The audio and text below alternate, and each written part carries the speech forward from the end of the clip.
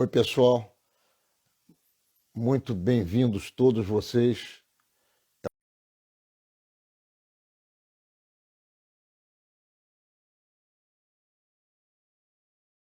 Quero assistir, porque são pessoas muito inteligentes, israelenses, todos que falam a língua que vocês entendem, e realmente nós vamos ter aqui uma conversa. Eu quero saudar a presença do nosso querido Marcel entre nós.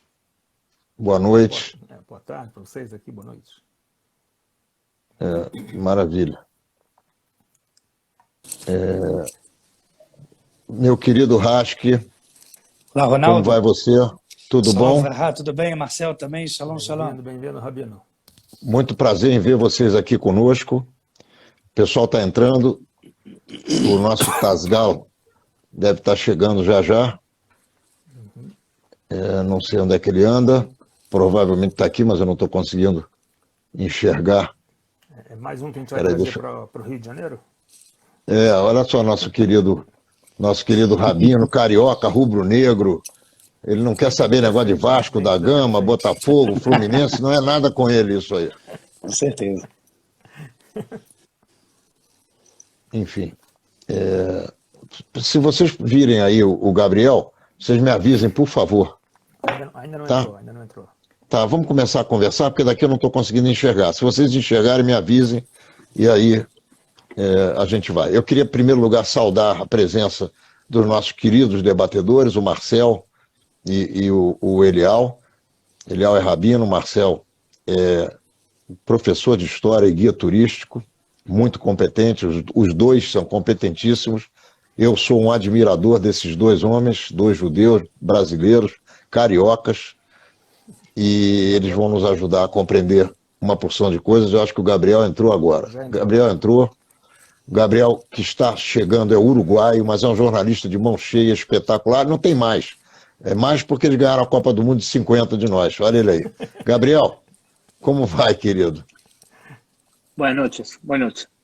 Eu estou dizendo aqui que o Uruguai ganhou a Copa do Mundo de 50 aqui no Brasil, antes de começar. Muy bien, pero debo hacerte una aclaración. Yo nací en Argentina.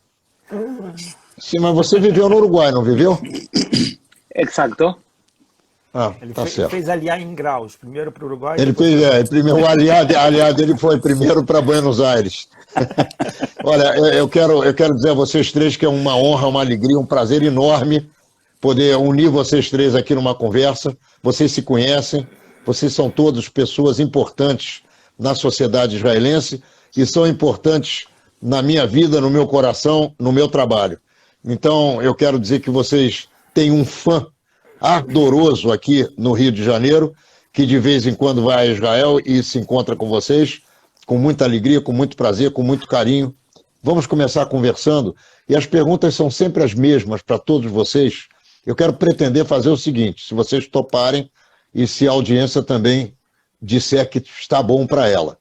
Nós temos aqui no Instagram 50 minutos de conversa, mais ou menos, 50, 55 minutos. Eu vou propor a vocês que nós façamos 55 minutos de conversa, que a gente saia e volte para mais 55 minutos, porque eu acho que nós não vamos conseguir esgotar nem em 55, nem em 55 vezes 2. Então, se vocês toparem, nós vamos tocar para frente essa conversa, essa brincadeira, que eu tenho certeza que é uma brincadeira muito séria, necessária e fundamental para que as pessoas entendam o que é que está acontecendo hoje no Oriente Médio. O Hamas... Ronaldo? Pois não. Permissão, por favor, estou te ouvindo.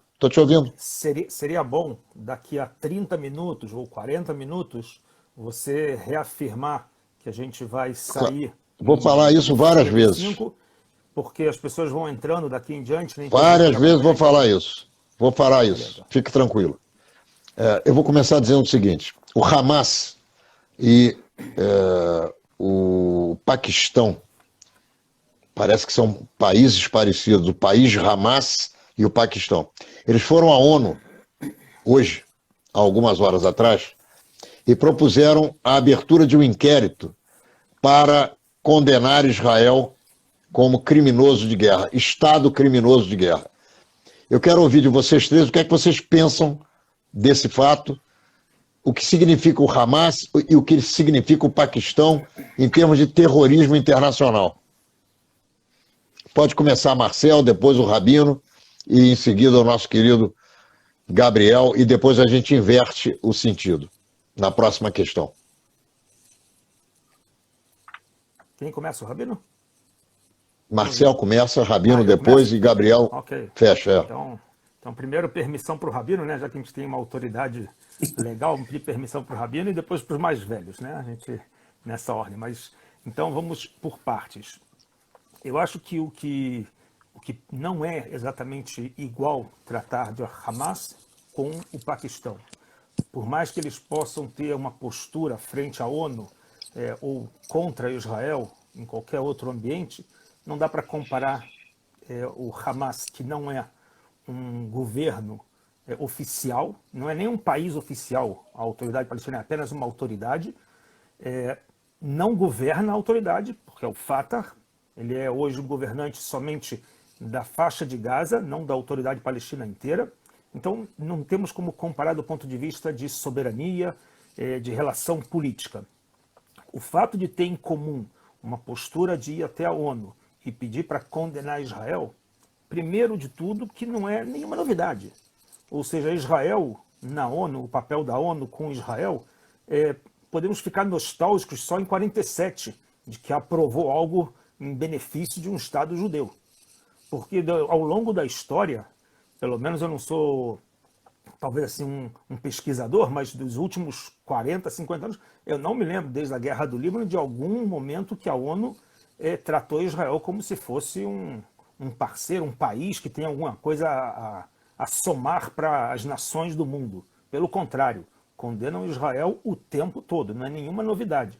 Então, a Paquistão hoje, junto com o Hamas, ou com qualquer outro país muçulmano, ou qualquer país europeu que vai pedir, ou sul-americano que vai pedir para condenar Israel, não é nenhuma novidade. E não tem que assustar nada dentro da soberania israelense. Nem nenhum tipo de tribunal de guerra, nada disso. Você me permite uma parte rápido de 10 segundos? Por favor. Quando um país como o Paquistão se une a um grupo terrorista e vão os dois à ONU com o mesmo propósito, eu fui bem claro. Eu não entendo que sejam equivalentes em termos de existência politicamente organizada nacional como um país, mas eu entendo que sejam dois trilhos, o esquerdo e o direito, por onde passa o mesmo trem do terror. Então foi nesse sentido que eu quis apenas estimular a lembrança de que os dois se uniram com esse propósito de condenar Israel. Mas não faz muita diferença, na minha visão, não faz muita diferença do que a união do Irã com o Hamas ou qualquer outro país que utiliza de um governo que é totalitário.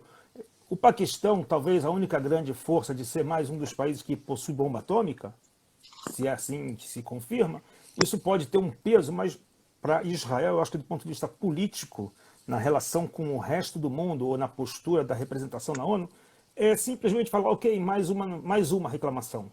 Põe na lista, põe na conta.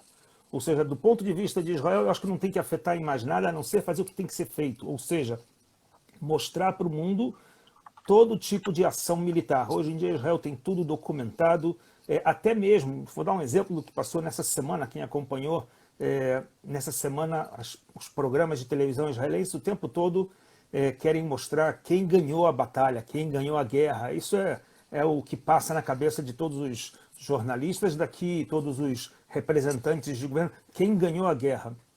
E com isso eles trazem o tempo todo história da postura do exército de Israel. Então teve um programa essa semana, que é um programa que provavelmente foi gravado antes dessa operação, né? Já com certeza foi gravado antes, que trata sobre a ação do exército com a faixa de Gaza em alguns pontos que eram dos últimos anos, que era, por exemplo, dos manifestos que tinha às sextas-feiras na fronteira. Está me atrapalhando aqui. Ataques de balões e com um monte de tentativas de entrada em Israel, colocando artefatos explosivos, etc. Então, Israel tinha algumas atividades, assim, posturas do exército, entre elas, por exemplo, franco-atiradores que atiravam nos manifestantes no joelho, na perna, com bala de borracha, para as pessoas, ou até com bala de verdade, para as pessoas se afastarem da grade e não passarem para o lado israelense. Então, essa semana teve um programa exatamente com esse tipo de, assim, uma certa crítica, se isso é certo, se isso não é certo, o que fazer, o que não fazer. Alguns desses soldados falando, eu cumpri a ordem, não sei se isso é moral ou não é moral, mas eu cumpri a ordem. Outros falavam que era isso que tem que fazer, porque que opção que tem? Se você não atirar, o cara vai invadir, vai colocar uma bomba e pode raptar você, e pode matar você. Ou seja, você está fazendo como uma defesa. Ou seja, a gente vê essa preocupação de que não existe muita moralidade quando a gente fala de conflitos. Hamas não usa moralidade e nenhum país do mundo usa moralidade numa guerra. Israel procura manter a moral mais alta possível. E mesmo quando alguma coisa é falha, um soldado deixa de ser moral, ele é penalizado dentro do sistema israelense. O tribunal israelense militar vai penalizar o cara. E pode ser até sem querer. A bala bateu na pedra, desviou e matou a criança. O policial, o soldado vai ser levado para um tribunal militar. Pode ser só chamado a atenção, pode ficar em cadeia, pode perder insígnias, o que for.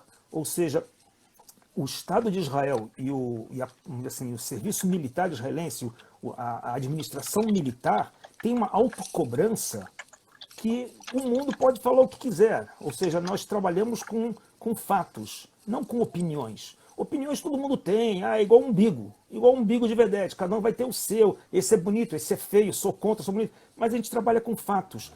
A mídia gosta de fazer barulho. Vê essa semana, por exemplo, New York Times coloca lá umas 2, 3 imagens que são fakes, né? E o jornal Haaretz, daqui de Israel, reproduz, ou o jornal Haaretz produz e o New York Times reproduz. Por exemplo, fotos das crianças mortas em Gaza, como se Israel tivesse matado todas as crianças. Não sabemos o número, mas uma boa parte é pelas próprias bombas dos caras de Gaza que matam seus próprios civis. Ou seja, não temos que ficar muito preocupados do ponto de vista como cidadãos e como pessoas que são, de alguma maneira, de trabalhar com Asbará, explicar para as pessoas, olha, cada um pode falar o que quiser. Com que moral essas pessoas têm para ir na ONU? A ONU não é uma organização com moralidade. Ou seja, alguém que hoje vai falar assim, a ONU tem uma função importante, quem vai falar isso? Me diz alguém de bom senso que vai falar isso. Quem vai falar isso são as pessoas que estão de conchavos com esses países que são vendidos pela ONU, ou comprados pela ONU, né? Ou que compram a ONU. Essa é a minha opinião, que já não é de hoje, ou seja, não dá valor nenhum para isso. Quer pegar um exemplo do Paquistão? Ok, vamos fazer o que foi feito com os ingleses, com o Paquistão e Índia. Vamos fazer transfer. Manda para o outro lado pro lado do Jordão, aqueles que estão insatisfeitos, faz igual o Paquistão. Manda para o outro lado. Quer pegar um exemplo do Paquistão? É isso.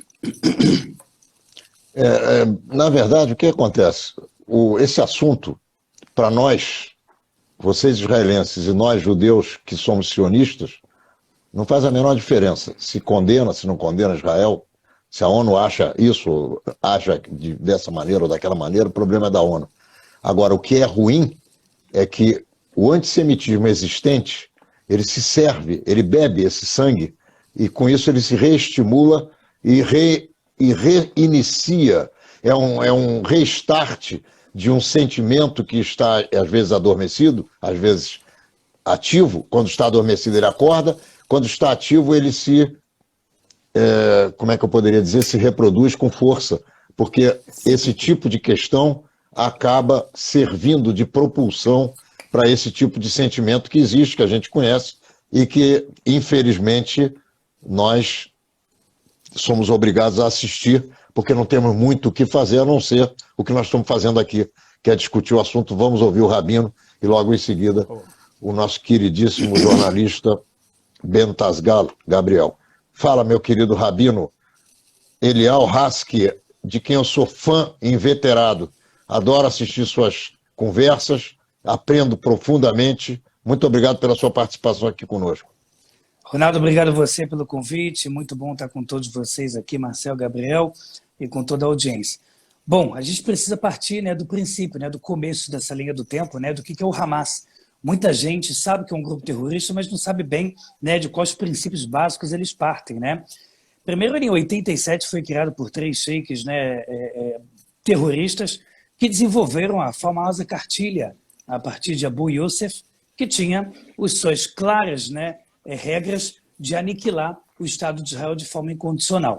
Então a gente sabe um momentinho, muita gente não sabe, Rabino, o que é um sheik, do que ele é composto e qual é o papel que ele desenvolve para quem. Se você puder explicar isso, vale a pena. Claro, dentro da própria religião do Islã, você tem vários níveis de categoria, né? Você tem o Mufti, que era chamado Mufti de Jerusalém, né? Que foi amigo do Hitler, querendo trazer a solução final. Você tem o Imam, que muitas vezes é um líder muito parecido com o Sheikh, que é um líder religioso. Dentro do Islã, a gente sabe que tem um grupo, mesmo que minoritário, porém significativo, né? Como Obama falava, menos de 0,001 é muçulmano radical. Não é verdade. Tanto que para cada letra do alfabeto, você tem um nome de um grupo terrorista novo, e islâmico radical.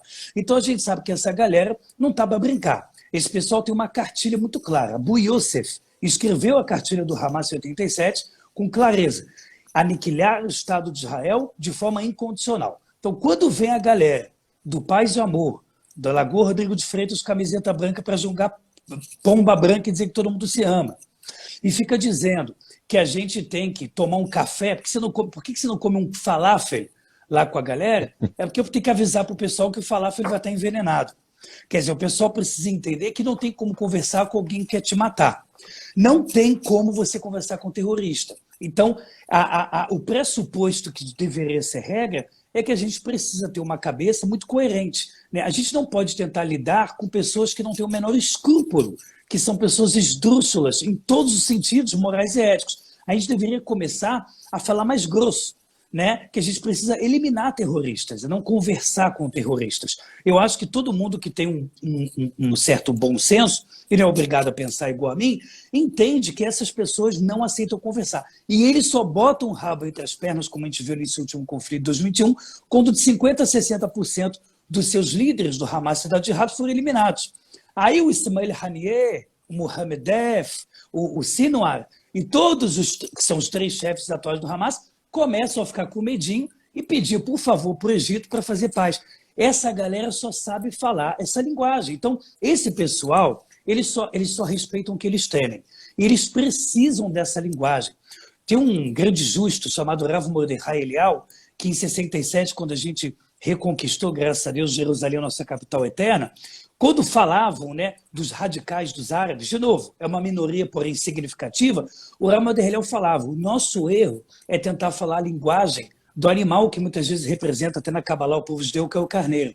A gente precisa saber, às vezes, falar uma linguagem um pouco mais dura, porque é nela que a gente realmente mostra que a gente não quer mais ser aquela galera do 1933 até 45, que a gente aceitou aquela aberração, que a gente falou como muitos, que a gente é mais alemão do que judeu. A gente está de saco cheio de pensamentos assim covardes e muitas vezes que são tristes dentro do nosso povo. A gente não é mais alemão do que judeu. A gente não é mais brasileiro do que um povo. A gente é um povo. A gente só é chamado de judeu porque a gente recebeu a Torá no Monte Sinai. Só, não é por causa do Gefilte Fish e nem por causa da Royereba, que é um doce maravilhoso aí do Egito. A gente não é judeu por causa disso. Está na hora da gente começar a criar identidade, porque essa identidade gera uma capacidade baseada na linha do tempo da nossa importância. O Hamas tem a sua linha do tempo, a cartilha do Abu Yusuf. Tanto que um dos filhos do criador, chamado famoso filho do Hamas, que até tem um vídeo dele alguns anos atrás falando na ONU, a galera da Argélia e Egito olhando para trás, o que esse cara está falando, defendendo Israel, começaram a perceber, né, a clareza de que todos sabem que a ONU é um teatro. Quer dizer, é um teatro onde você todo dia faz a mesma peça. Então, quando você faz a mesma peça, até quando você erra de propósito. Para quem lembra lá esqueci do programa lá que era junto com... que tentava ganhar o Topa Tudo por dinheiro, tinha o Caco do Labella, tinha um programa lá famoso da Globo. Sai de baixo. Sai de baixo.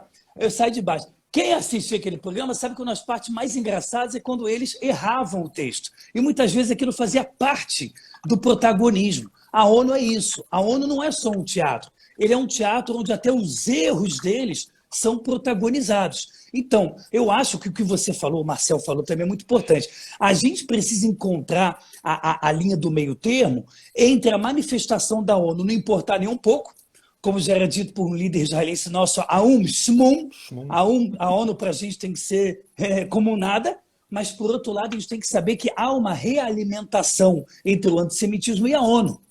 Então, não tem como ignorar o que a ONU está gerando no mundo. O que vai ser falado amanhã na BBC, o que vai ser falado amanhã nos colégios, nas universidades principais do Brasil, vai ser essa resolução que saiu da ONU. Quer dizer, isso é uma vergonha. O Hamas aqui, eu estava assistindo o Idiota Haronot, o Hamas 9-1 saiu aqui ele dizendo: nós agradecemos e abençoamos as pessoas da ONU por essa resolução. Rapaz, se você sabe quem é que está elogiando, você sabe a espécie que essa galera é. Então, assim, eu falando de todo o coração, o Ronaldo, porque eu gosto de falar em qualquer ambiente como se eu estivesse falando em casa. A ONU não vale nada, a ONU não tem moralidade, a ONU não tem ética, não tem moral. A ONU, durante quase 10 anos de guerra da Síria, não botou praticamente uma resolução. Depois de 4 milhões de mortes no Covid-19, resolveu fazer uma espécie de votação para tentar lidar aí com as diretrizes do OMS em cima da ONU. Aí Israel começa uma operação para se defender. Turquia, por favor, a Liga Árabe tem que fazer alguma coisa. China, quer dizer, é sempre os mesmos países. É a galera socialista, comunista, é a galera que se junta com o terrorismo. Todos eles falam a mesma língua, todos eles são muito parecidos, todos eles querem a mesma coisa. Eles subvertem a ética e a moral e tentam esmagar as pessoas de bem. E isso é muito entristecedor no nosso cenário atual. Gabriel Bentasgal, você é um jornalista que faz inveja a qualquer outro jornalista em qualquer país do mundo. Eu tenho o maior orgulho de ter você no rol dos meus amigos, velhos amigos de tantos e tantos anos, que lutamos juntos aí pela qualidade do Estado de Israel, para mostrar o que Israel tem de positivo, de bom, cada um na sua linha, eu na minha área, você na sua, muitas vezes em conjunto. Eu já estive com você, te entrevistando na sua casa, com os seus filhos pequenininhos, com 1 e 2 anos de idade, já devem estar com 18, 19, provavelmente, já devem ter um ou outro já servindo o exército, é isso? Casi, cerca, falta um ano. Você tem filho de que idade hoje? 17 e 15. Então você vê quanto tempo tem. Já temos 15, 16 anos desse nosso encontro na sua casa. Foi um prazer grande para mim. Eu tenho muita alegria de ter você aqui e a pergunta é a mesma que eu fiz para os outros dois. Yo considero que no debería sorprendernos demasiado, porque nosotros tenemos que entender que toda persona que quiere destruir al Estado de Israel utiliza 6 técnicas. 6 técnicas y repite siempre las mismas técnicas. La primera técnica es la más obvia, evidente y simple, y es intentar la destrucción física del Estado de Israel. Ese intento de destrucción física fue impulsado por países del mundo hasta la guerra de Yom Kippur. En ese momento se dieron cuenta que físicamente era muy difícil destruir Israel y por lo tanto cambiaron de estrategia. La estrategia física es cuando un país no puede enfrentarse a Israel, apoya, entrena y entrega armas a grupos terroristas. Por ejemplo, Irán no se atreve a enfrentarse directamente a Israel, entonces apoya a Irán, a Hamas o apoya a Hezbollah. La segunda técnica es que como la superioridad militar de Israel es tan grande y tan importante, países del mundo intentan competir con Israel desarrollando armas no convencionales. Y así ocurrió con Irak, así ocurrió con Siria y en la actualidad ocurre con Irán. O sea que la primera técnica es la que mejor sabemos defendernos, la que mejor Israel actúa y es la defensa física. La segunda técnica se llama la cleptohistoria y es intentar robarle la historia a los judíos para explicar que nunca hubo un pueblo judío viviendo en la tierra de Israel e inventar que los palestinos de hecho son descendientes de los filisteos, cosa que no hay relación alguna, o que los palestinos, como decía Saeb Arikat, el negociador palestino muerto en Israel después de impulsar la política que estoy explicando yo ahora, que se llama Haba, que es la lucha contra Israel en todos los medios posibles, no físico. El ideólogo fue Saeb Erekat. Y Saeb Erekat decía que los palestinos son descendientes de los netufenses, que es una cultura que existía en la tierra de Israel en el siglo XII antes de la era cristiana. Dentro de poco los palestinos van a inventarse que los palestinos son descendientes de los dinosaurios. Entonces van a decir que existía un palestinosaurio. Entonces, eso es la lucha histórica, la cleptohistoria, robarle la historia a los judíos. Muchas personas en el mundo compran esa cleptohistoria más que nada porque existen universidades en el mundo occidental que han dejado de ser la meca de la sabiduría para convertirse en lugares doctrinales, en donde lo que importa no es enseñar y buscar la verdad, lo que importa es adoctrinar, y se educa hacia el narrativismo, o sea, hacia la estupidez intelectual y la búsqueda de narrativas en vez de la búsqueda de la verdad. En muchas universidades de Occidente eso ocurre. O sea que la segunda parte es la cleptohistoria. La tercera es la utilización de los medios de comunicación para mostrar a los palestinos siempre como las víctimas y aprovecharse de la incapacidad profesional de muchos periodistas. Por ejemplo, Hamas y el Ministerio de Salud le dice a los periodistas cuántos muertos hubo. Y los periodistas no van a verificar si eso es verdad o es mentira. Y dentro de la teología de Hamas existe lo que se llama taqiyya, que es faltar a la verdad para apoyar al Islam. O sea, en otras palabras, Hamas miente en forma sistemática y ningún periodista va a verificar si es verdad o es mentira. O sea, tercero es utilizar a los periodistas. Cuarta forma de luchar en contra de Israel es la lucha dialéctica, a través de la palabra. Israel es un estado nazi, Israel es un estado que hace apartheid. La forma de utilizar las palabras es para lo siguiente: si yo logro demonizar a Israel en el mundo, va a ser más fácil combatir contra Israel. De la misma forma que los nazis, antes de asesinar judíos, convencieron a parte de la humanidad que el judío no era un ser humano, sino que era un virus, esa lucha dialéctica sirve para demonizar a los judíos y que sea más proclive y posible asesinar al Estado de los judíos. La quinta técnica es el BDS, que está fracasando y que la lógica del BDS es intentar boicotear a Israel en cualquier estatus para que sea más débil y más posible eliminar a Israel. Y la sexta y última técnica de quien quiere destruir Israel es la lucha legal.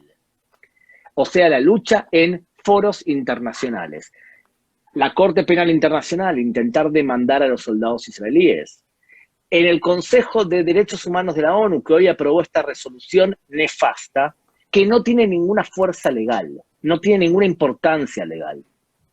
Porque la ley internacional y el derecho internacional se rigen por contratos entre países y por la firma de esos contratos y la adopción por parte de los países, y segundo, por la costumbre.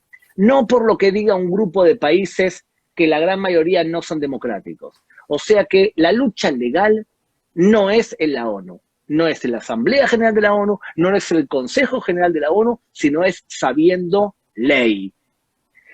De las 6 técnicas para destruir Israel, Israel es muy buena defendiéndose físicamente, es más o menos buena en la lucha legal, es bastante mala en la lucha con los medios de comunicación.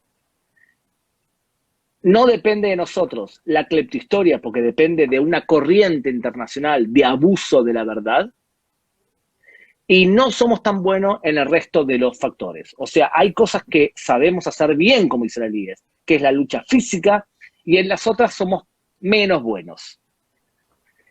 Exclusivamente en la lucha legal, acá el único que ha violado el derecho internacional y las leyes de guerra son los palestinos, y voy a explicar en 2 palabras por qué. Por lo menos se han violado 4 veces la ley internacional. La primera, un soldado debe disfrazarse de militar.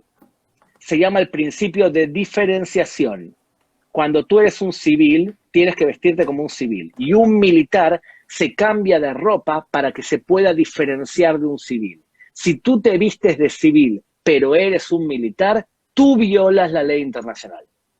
Primera violación. Segunda violación. Está prohibido disparar contra civiles del otro lado con intención. Jamás lo hace. Disparó 4.300 cohetes. Tercera infracción. Está prohibido disparar cohetes de al lado de edificios civiles. Tú para disparar cohetes tienes que disparar separado de una población civil. Tercera violación de la ley internacional. Y cuarta, utilizar escudos humanos a civiles es una violación de la ley internacional. 4 violaciones terribles de la ley internacional por parte de Hamás y 21 violaciones de convenciones internacionales en contra del terrorismo. Y la ONU decide ocuparse de un país que cumple la ley internacional mejor que todos los países que están en la ONU. Mejor que todos.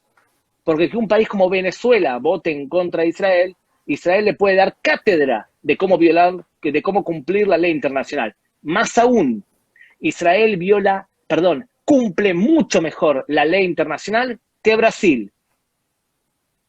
Brasil en este momento no votó, pero votó, por ejemplo, México. México es sistemática. Não, o Brasil votou contra. O Brasil votou contra. A O favor. Brasil votou a favor de Israel. Imagínense, toquen, por ejemplo, O Brasil México. votou a favor de Israel. Excelente. Tomen el caso de México. México es un país que votó hoy en contra de Israel. Y México es un país que viola mucho más la ley internacional que Israel. Mucho más. Por lo tanto, yo considero que nosotros cuando defendemos Israel debemos ubicar al agresor en el lugar que se merece. Yo como judío no pienso permitir que un país del tercer mundo, violador de la ley internacional y que no respeta los derechos humanos, venga a mí a darme cátedra de derechos humanos. Primero que mejoren ellos lo que violan y después que vengan conmigo que mi país cumple mejor y es más democrático que ellos. Muito bem. Rabino, eu vou começar a segunda rodada com você. Você está me Por ouvindo? favor. Sim, estou te ouvindo bem. Tá. Vocês todos estão me ouvindo bem? Vocês estão se ouvindo uns aos outros? Tranquilamente? Sim, sim. E se o pessoal de casa estiver nos ouvindo também, por favor, façam só um gesto ou nos deem alguma notícia para a gente ter informação suficiente.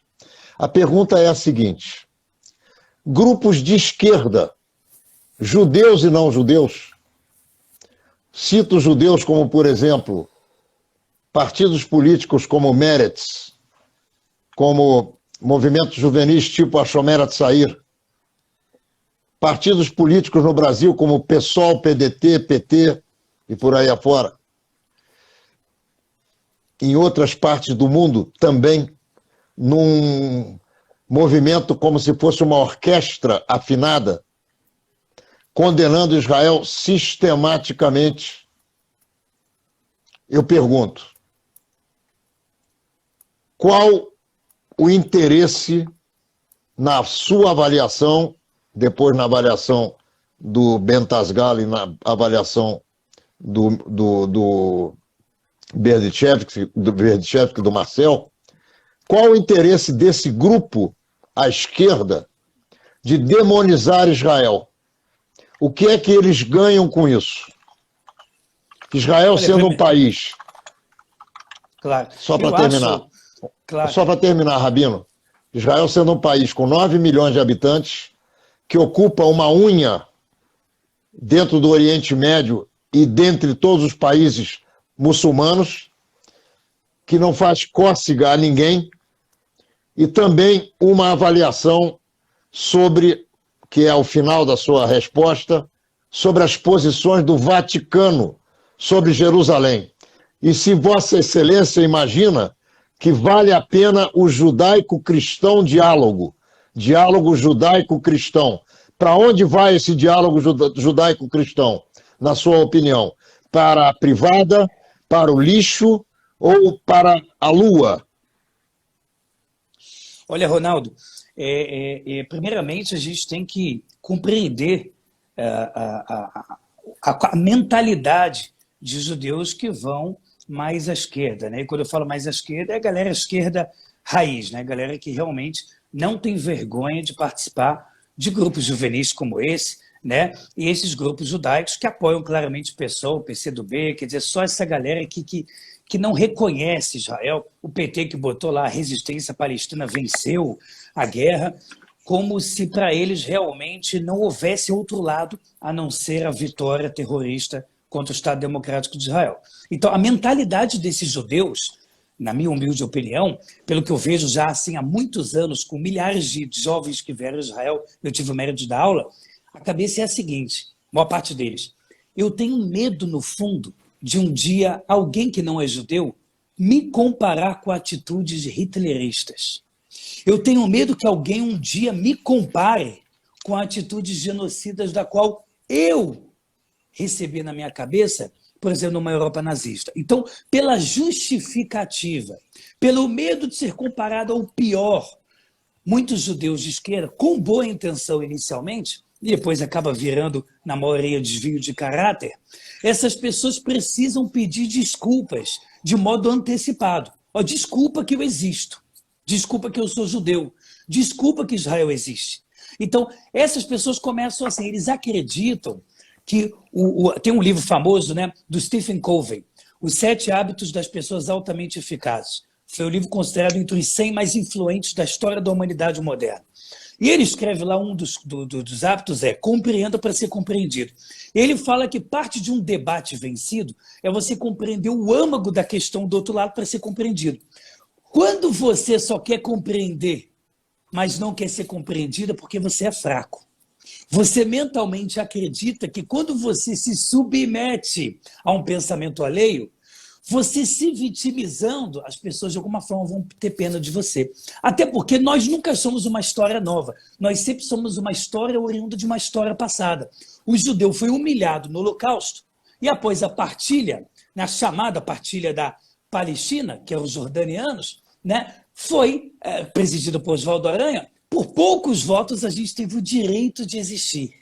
Então, pense bem, na cabeça de muitas pessoas, por a gente se fazer de coitado, ser vítima e aceitar ser pisado, poxa, deu certo, olha. Tem gente que acredita que é por isso que a gente tem Israel.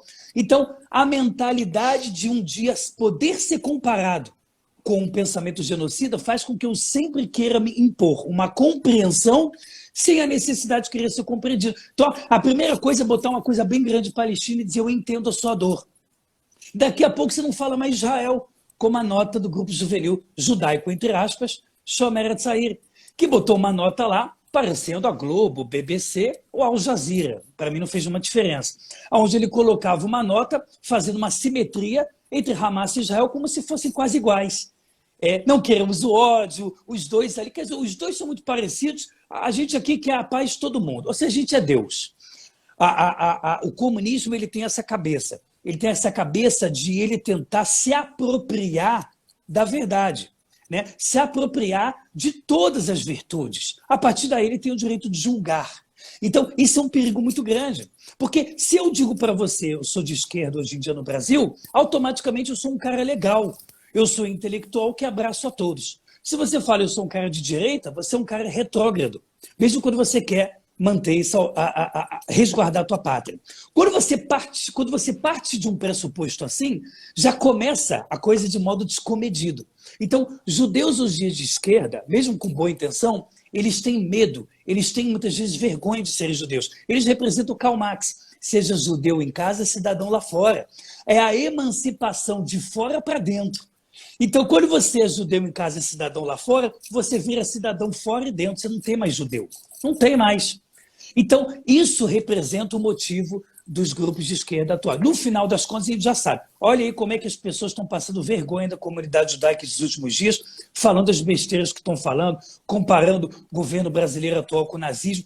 Quer dizer, a vergonha que estão passando atualmente, né, nas redes sociais. Aí, nessa hora, a gente tem que pensar, onde é que a gente vai colocar nossos filhos? A gente tem que pensar urgente, porque essa é a galera que predomina. E só mais um comentário rapidinho, Ronaldo. Se você pegar nos Estados Unidos, uma média de 80% dos judeus, média, de acordo com algumas pesquisas desde 2006, uma média de 80% dos judeus votam nos democratas. E um dos principais motivos é Israel não é uma prioridade. A maior parte dos judeus democratas eles estão assimilados. A questão é, eu vou pagar menos imposto, eu vou conseguir ter ressarcimento de impostos no final do ano, eu vou ter Obamacare, eu vou ter o não sei o quê. Israel está em último. Então, o judeu ele tem esse erro, isso é uma autocrítica que eu faço. Nós, judeus, temos a mania de nos emanciparmos em locais que a gente acredita que vai ser um eterno teto de aço sobre a nossa cabeça, como se fosse um kipat barzelho. Mas no final vira um teto de vidro. Vide a migração. Uma das maiores migrações hoje, Ronaldo, é de judeus de algum lugar para Israel ou de algum lugar para os Estados Unidos. E pasme, então você já sabe, uma das maiores migrações atual é de algum lugar para a Alemanha. Eu tenho vários alunos na Alemanha que falam que muitos judeus estão indo para lá. Nada contra a Alemanha atual. Mas o que a gente ainda não aprendeu com a história? É isso que a gente deve se perguntar. Da onde a gente veio? Para onde a gente vai? Senão a gente vai continuar passando vergonha como esses grupos. Eu posso te responder essa tua questão, o que nós não aprendemos com a história, numa frase? Você me permite? Posso? Nós não aprendemos com a história o que Deus mandou Josué fazer. Entrar onde tem que entrar e aniquilar quem tem que aniquilar. Não deixar uma alma viva, a não ser aqueles que são do bem. Sem dúvida. Ô, Ronaldo, sem Isso dúvida. é da tua área, não é da minha. Você tem toda a razão. E isso faz parte, de novo, daquela sensação de que eu preciso coexistir para um dia ser compreendido. Se a gente continuar com essa brincadeira, nem 0,5% do Oriente Médio, considerando o mapa dos países árabes, a gente já poderia existir. Porque a gente já tem uma Palestina dentro, Judéia e Samaria, já tem Gaza, já tem tanta gente querendo destruir a gente, e a gente continua pedindo desculpa. 2005 tinha que ter sido um tapa na cara das pessoas que disseram isso, mas as pessoas não aprendem. A gente deu Gaza e recebeu o Hamas de presente, Jihad Islâmico. Está na hora de a gente tomar vergonha na cara e ser corajoso para fazer as nossas próximas decisões. Vaticano e relacionamento judaico-cristão. Vaticano sobre Jerusalém. Bom, acho que o Vaticano, a gente sabe, não tem muita moral, né? Eu não digo agora religiosamente falando, eu digo politicamente falando. É um órgão político de poder, né? A gente sabe que eles são proselitistas, eu respeito a todos os cristãos que se consideram amigos de Israel, mas o Vaticano, né, uma visão mais católica, principalmente apostólica romana, ele nunca gostou de judeu. Né? Ele na sua base, ele tem pensamentos direto ou indiretamente antissemitas. E eles, com as cruzadas, com a Inquisição espanhola e portuguesa, eles mostraram o que eles querem. Quer dizer, hoje eles estão quietinhos ali, com metade do ouro roubado do mundo guardado embaixo da sua casa, falando frases bonitas, levantando a mão levemente, dizendo paz. Mas isso não é o bastante. Você não tem moral para falar quando você fez tudo ao contrário do que você prega hoje em dia. Então, assim, a conversa judaico-cristã, eu sinceramente acho que tem uma importância. Eu acho que é importante termos um mínimo de um diálogo, porque você tem muitos cristãos, como evangélicos, por exemplo, que se consideram reais amigos de Israel. Eu tenho muitos alunos que são evangélicos e que gostam de estudar Torá, querem estar mais ligados, falam, Rabino, eu choro por Israel, quero ser soldado aí. Então, acho que tem uma divisão também entre os cristãos e cristãos do mundo todo, mas a Igreja Católica, se a gente ler um pouquinho da história, não tem como, quer dizer, falar sobre paz. Só para terminar aqui, eu estudei bastante esse assunto e continuo fazendo isso. Agora mesmo estou terminando o livro, está mais ali adentro, A História do Cristianismo, de Paul Johnson, e é tudo claro, meu querido amigo, meus queridos amigos e quem nos assiste. Nada contra os católicos, nada contra os evangélicos, pessoas físicas. Tudo contra Martinho Lutero e tudo contra o Vaticano e contra o Império Romano. Hitler, o nazista mor, ele nada mais fez do que dar continuidade às políticas anteriores que vinham desde a destruição de Bar Kokhba, passando depois para o Império Romano, passando para o papado, a partir daí com as perseguições, a Inquisição, e o nazismo é filho legítimo desse conluio que nós conhecemos. Então, eu queria passar a palavra para o Ben Tasgal e, no final dessa rodada, para o Marcel. Você quer que eu repita a questão, meu querido, ou você lembra? Lembra? Lembra, perfecto. Tá, vamos lá. Lo siguiente, como el mayor especialista en autoodio, creo yo, se llama Theodor Lessing, que escribió un libro llamado El autoodio judío. Y Theodor Lessing dice, nosotros tenemos que entender que somos una minoría sufriente. Hemos sufrido discriminación durante 23 siglos. Eso provoca un fenómeno muy conocido en el pueblo judío que se llama el autoodio judío. No es algo nuevo. De hecho, aparece ya en la Biblia cuando un conquistador asirio llamado Becassar habla hebreo. Entonces entendemos que él había sido un enviado y un judío que se transformó. Y durante la Edad Media sabemos que, por ejemplo, la Inquisición fue liderada por Torquemada, que era descendiente de judíos, Torah quemada. No es un fenómeno nuevo. Yo no entro ahora si la declaración de Hashomer Hatzair es autoodio o si la declaración de Meretz es autoodio. No entro en eso. Yo, en principio, soy un judío democrático. Yo considero que toda persona puede expresar lo que quiera. Lo que sí voy a decir es que toda ideología extremista es, en principio, poco intelectual. Cuando un portavoz de Meretz que yo conozco en entrevistas dice que Israel es un estado aparte, porque no tiene otra forma de decirlo, esa afirmación no es intelectual, es propia de un fanático de una torcida de fútbol.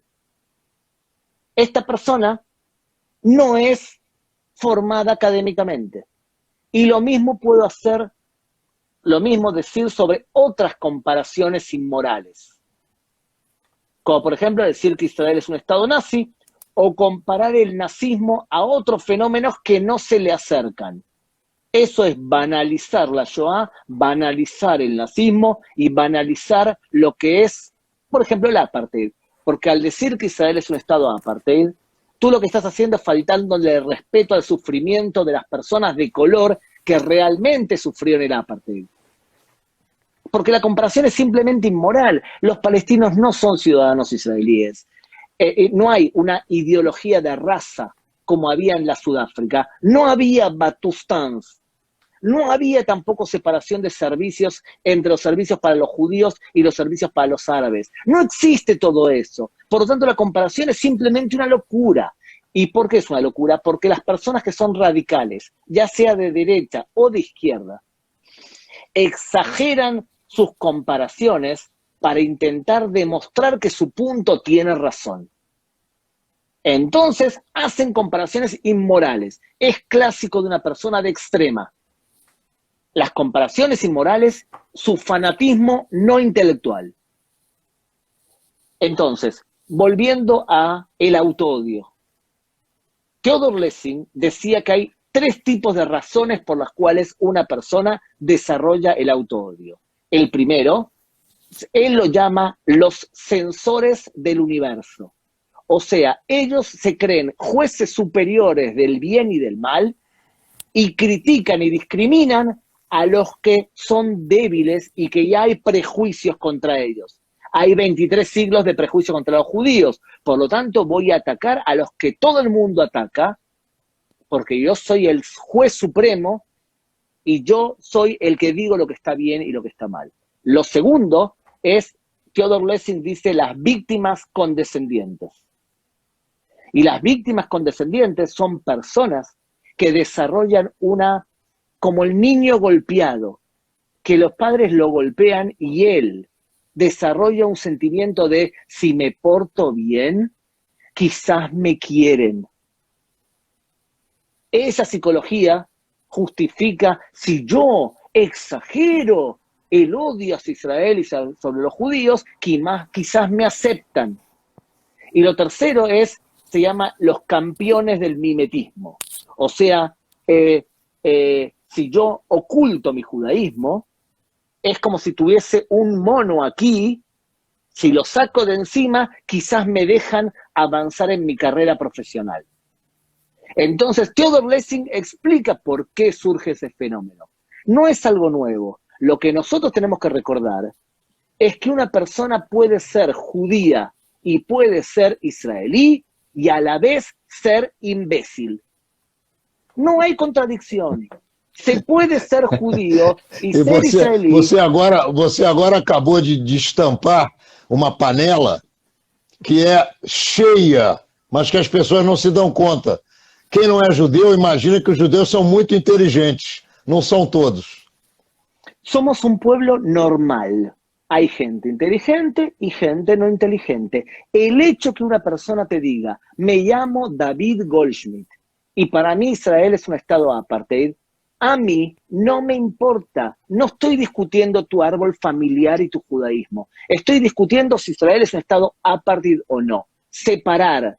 Y el punto de partida es, se puede ser judío y se puede ser imbécil. Se puede ser israelí y se puede ser imbécil. La gran mayoría de judíos no son imbéciles, porque cuanto más conoces la historia de tu pueblo y cuanto más estudias ley internacional y cuando más estudias cómo piensa tu enemigo, entonces más moderado eres. ¿Quién es radical en la forma de hablar? Quien sabe poco. Perfeito. Marcel, você gostaria de responder em 5 minutos ou você prefere na nova rodada? Eu posso Ronaldo, ir una cosa me olvidé. Una cosa me Pues no. olvidé. Por favor. Históricamente el mundo cristiano hoy es mucho más pro-israelí de lo que era antes. Incluso los más católicos, tras el Concilio Vaticano II, se han declarado pro-Israel. Lo vemos en muchos amigos míos que son, por ejemplo, católicos, apostólicos y que son de el Opus Dei.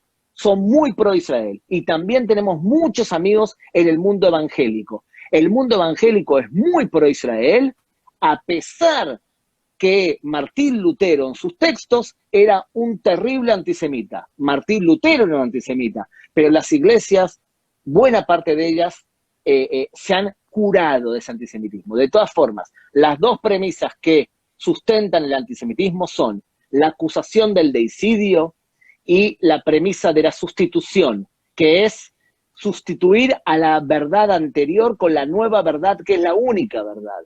No todos los cristianos del mundo se han curado de esa enfermedad de la acusación del deicidio y de la sustitución. Pero la verdad es que en el pasado nos odiaban mucho más de lo que nos odian ahora. Tenemos muchos más amigos de lo que nosotros creemos. Muito bem. Marcel, eu vou te colocar na próxima etapa, Perfeito. porque Perfeito. você não vai ter tempo. Então, Perfeito. você que está nos assistindo, meu querido amigo, minha querida amiga, nós vamos para a segunda rodada da seguinte maneira. Nós vamos sair da live, porque acabou o tempo, e nós vamos continuar com uma nova live daqui a 3 minutos. É isso. Então, muito obrigado a vocês. A gente já volta com o Marcel, com o Haski e com o Gabriel. Valeu? Já a gente volta. Nos acompanhem, voltem para o Instagram, @Ronaldo Gonlewski, dentro de 3 minutos. Queridos amigos, Marcel, Rabino, Haski e Gabriel, um beijo, já a gente volta.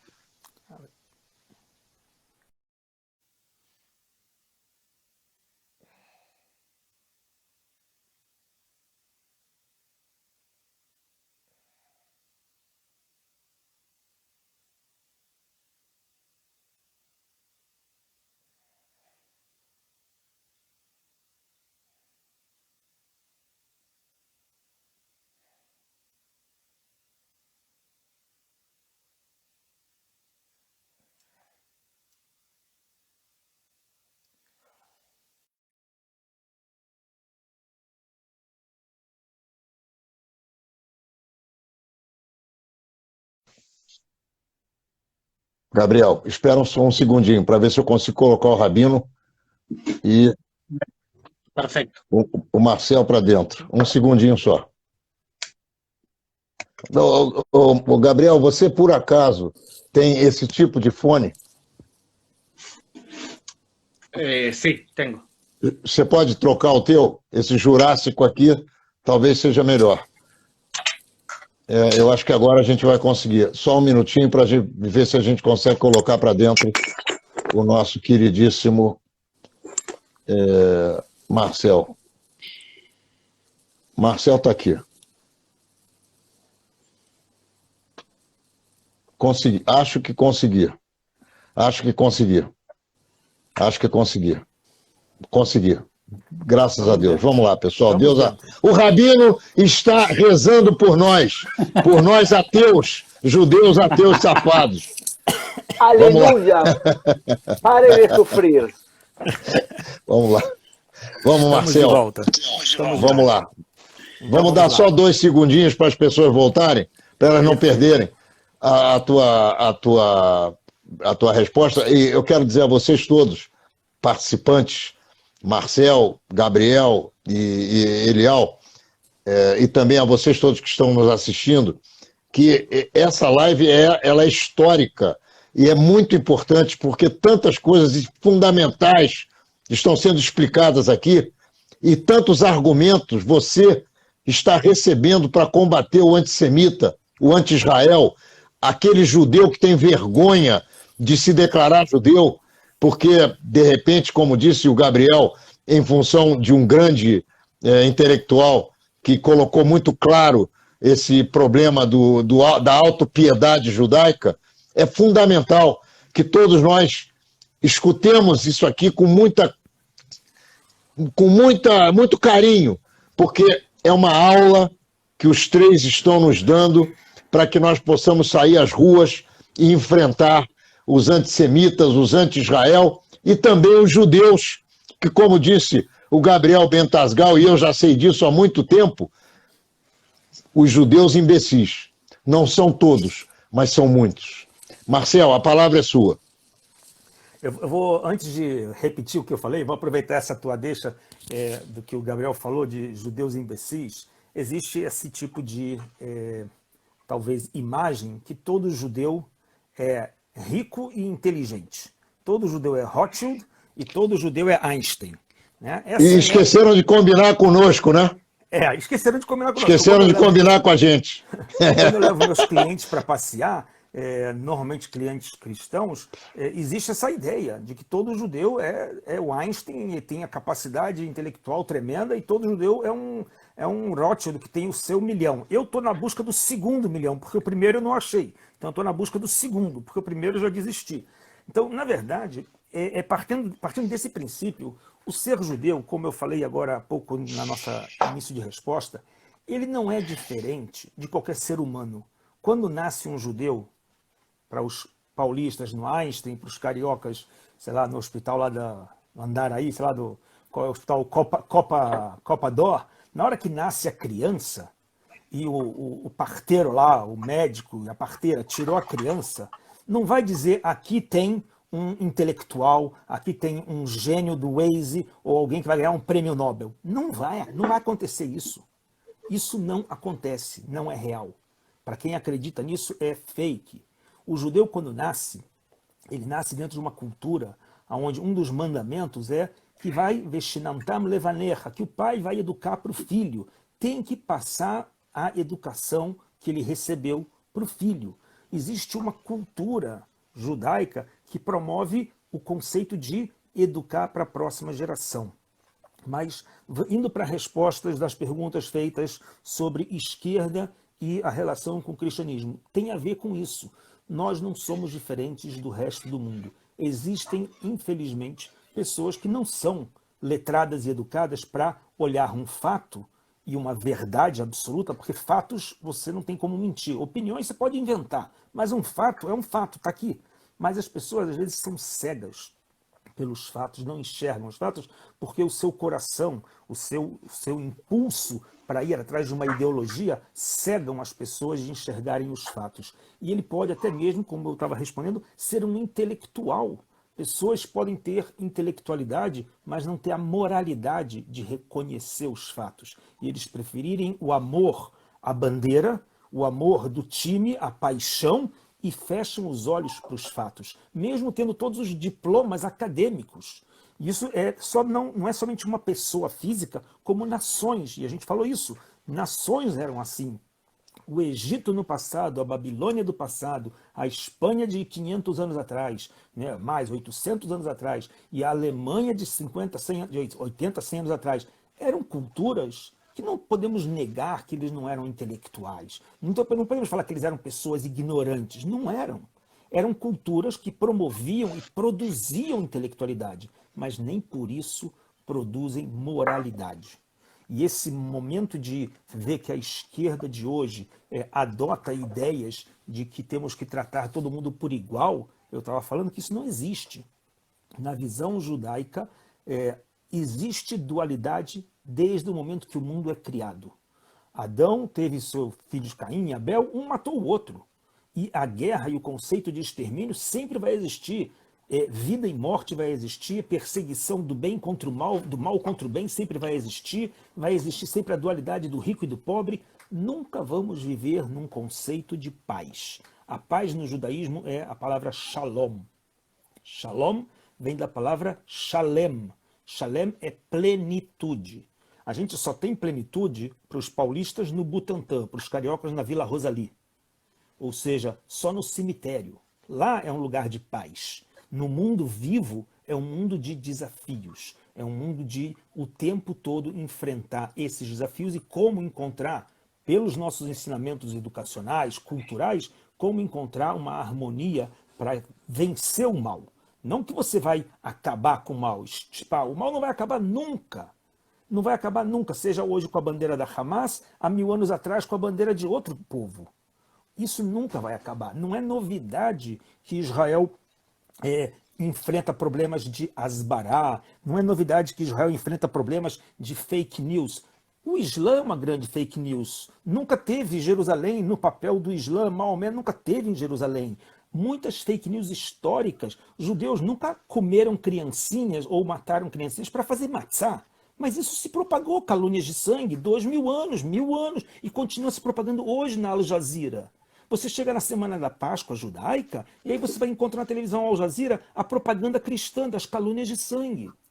Ou seja, não importa que não existe isso, nunca judeu pegou sangue de criança para fazer matzá, mas as pessoas acreditam nisso. O fato de não existir não quer dizer que as pessoas deixam de acreditar. Porque os fake news não é novidade de hoje de uma mídia. Fake news sempre existiu na história. Eu sempre conto essas histórias de fake news, coisas modernas, que não precisa ser muito tão moderna para hoje.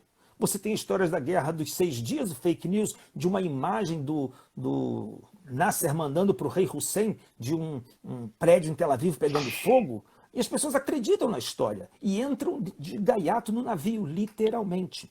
Então, a esquerda de hoje são pessoas que têm o ódio a si próprio, pouco conhecimento de qual é a sua história, de qual é a sua realidade, história como ser humano e como judeu.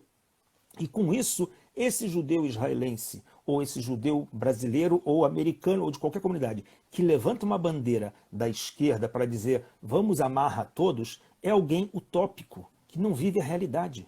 Não existe amar a todos. Não existe todos viverem em paz. Isso não existe nunca na história e não vai existir. Então, quem acredita nisso é igual acreditar em Branca de Neve e os 7 Anões. É igual qualquer historinha da carochinha. É fake. Então, infelizmente, tem que falar para as pessoas de forma clara. Esses que falam de esquerda, quando você vai analisar, o cara que está no topo da pirâmide da esquerda, ele é um milionário, é um cara que mantém o povo na ignorância, mas ele é muito bem estruturado, muito bem intelectualizado para saber roubar, para poder saber manipular as pessoas. Ou seja, ele não é um ignorante. Quem está no topo dessas pessoas não é ignorante. Eles controlam. A mídia é assim, a mídia marrom que a gente conhece, seja nos Estados Unidos, seja em Israel e seja no Brasil. Ela controla e manipula informações. Dou fatos para poder entender isso. Essa semana, uma semana do cessar-fogo, e a gente tem em Israel dezenas de casos onde muçulmanos atacam judeus. De todos os tipos. Atacam pedra, fazem qualquer tipo. E a mídia não coloca aqui um muçulmano, um árabe atacou um judeu. Não, coloca um homem atacou uma mulher. Um marido espancou a mulher. Não coloca que é um muçulmano. Não coloca que matou um judeu. Ou que um cara pelado em plena Tel Aviv ataca um homem ou uma mulher judia. E não coloca que é um muçulmano. E aí quando ele começa a se ajoelhar e rezar, aí fala assim, ué, mas ele é muçulmano? Não, pelo nome não parece ser. Essa é a mídia. Ou seja, querem tapar o sol com a peneira. Só que as verdades não conseguem ficar muito tempo. A gente conhece do hebraico uma coisa, o Rabino dá muita aula aí, provavelmente deve ter ensinado isso para muitas pessoas, né? A gente fala que a palavra verdade, emet, ela tem Aleph, Mem, Taf. É do início, do meio e do fim, uma única verdade. Não tem como você falar meia verdade. Vai até o fim, pesquisa, procura a informação e lá no final você vai encontrar a verdade. Agora, a palavra mentira é sheker. São as últimas letras do alfabeto antes do Taf. Sheker. Ou seja, se você for acreditar só no finalzinho da história, não, você vai até o fim da história. Não chega próximo do fim, vai até o fim. Né? Os nossos sábios do Talmud ensinam, quem procura, acha. Não adianta procurar pela metade, né? Ou achar que já sabe a resposta sem buscar. Não, tem que buscar, vai a fundo. Essas pessoas que sabem metade das coisas não sabem a verdade plena. Então, o problema da esquerda é uma parte muito grande de ignorância, como falou o Gabriel, mas também serem manipulados por alguém que se acha que sabe ou estar cego das informações. Tem as informações, mas está cego pela paixão ou pelo poder. Como a gente falou, o ser humano ele vai matar por algumas questões, pelo poder, pela questão dos instintos, até mesmo pela questão teológica. Se a gente conhece a história de Caim e Abel, um dos comentaristas bíblicos explica que a briga entre Caim e Abel era saber quem vai ficar com Jerusalém. Jerusalém vai ficar na terra de quem? Na minha ou na tua? Ou seja, a briga de Jerusalém não é agora com o Islã, não era com os reis das cruzadas, não era com Nabucodonosor. É uma briga, sempre existiu quem vai ficar no poder sobre Jerusalém. Não é uma novidade isso. Nós sabemos disso. E além disso, a outra questão fundamental dessa luta entre Caim e Abel foi a inveja de Caim em função do amor que Deus tinha pelos presentes de Abel. Essa é uma das Abel ofertava presente. Isso é exato, mas também está dentro de tudo que você está dizendo. É quem vai ter o poder do amor de Deus para com ele. Exatamente. Essa é parte das explicações que existem sobre os conflitos da humanidade. As pessoas vão ter inveja, as pessoas vão querer poder. Isso independe se ele é judeu, cristão ou muçulmano. Mas a nossa relação com os cristãos e o diálogo judaico-cristão, que essa é uma das perguntas, de novo, existe aqui uma relação entre... Primeiro temos que diferenciar entre a instituição igreja, Vaticano, e as pessoas... Mas eu deixei bem claro isso. Eu não quero falar da relação pessoal, individual ou grupal de judeus e cristãos. Eu estou falando da relação de judeus com o Vaticano e com o topo da linha religiosa evangélica que segue Martinho Lutero. Uns que seguem o Vaticano, outros que seguem Martinho Lutero, que colocava fogo em sinagogas com os judeus dentro e rasgava os livros de reza judaicos. Independente se ele segue o Vaticano ou se ele segue qualquer outra linha religiosa, batista, evangélica ou qualquer outra que seja, existe na instituição, durante séculos, o uso da espada. A gente fala dos cavaleiros das cruzadas, né? Era o uso da espada. As pessoas ou se convertem ou vão morrer. Ou você ia, se por acaso você convertido, ia manter escondido o teu judaísmo, a gente conhece da história o Alto da Fé da Espanha, você poderia morrer judeu ou morrer como um cristão, né? Ou você é queimado vivo, ou você é enforcado e depois queimado. Ou seja, a questão teológica sempre existiu. Só que no mundo moderno, a gente pode encontrar que isso mudou. Já não é mais pela espada. Né? Se os cavaleiros das cruzadas vieram para Israel com lanças e cavalos e armaduras, no século XIX, a igreja russa, armênica, austríaca, alemã e todas as que vieram para cá no século XIX, vieram com cartão de crédito.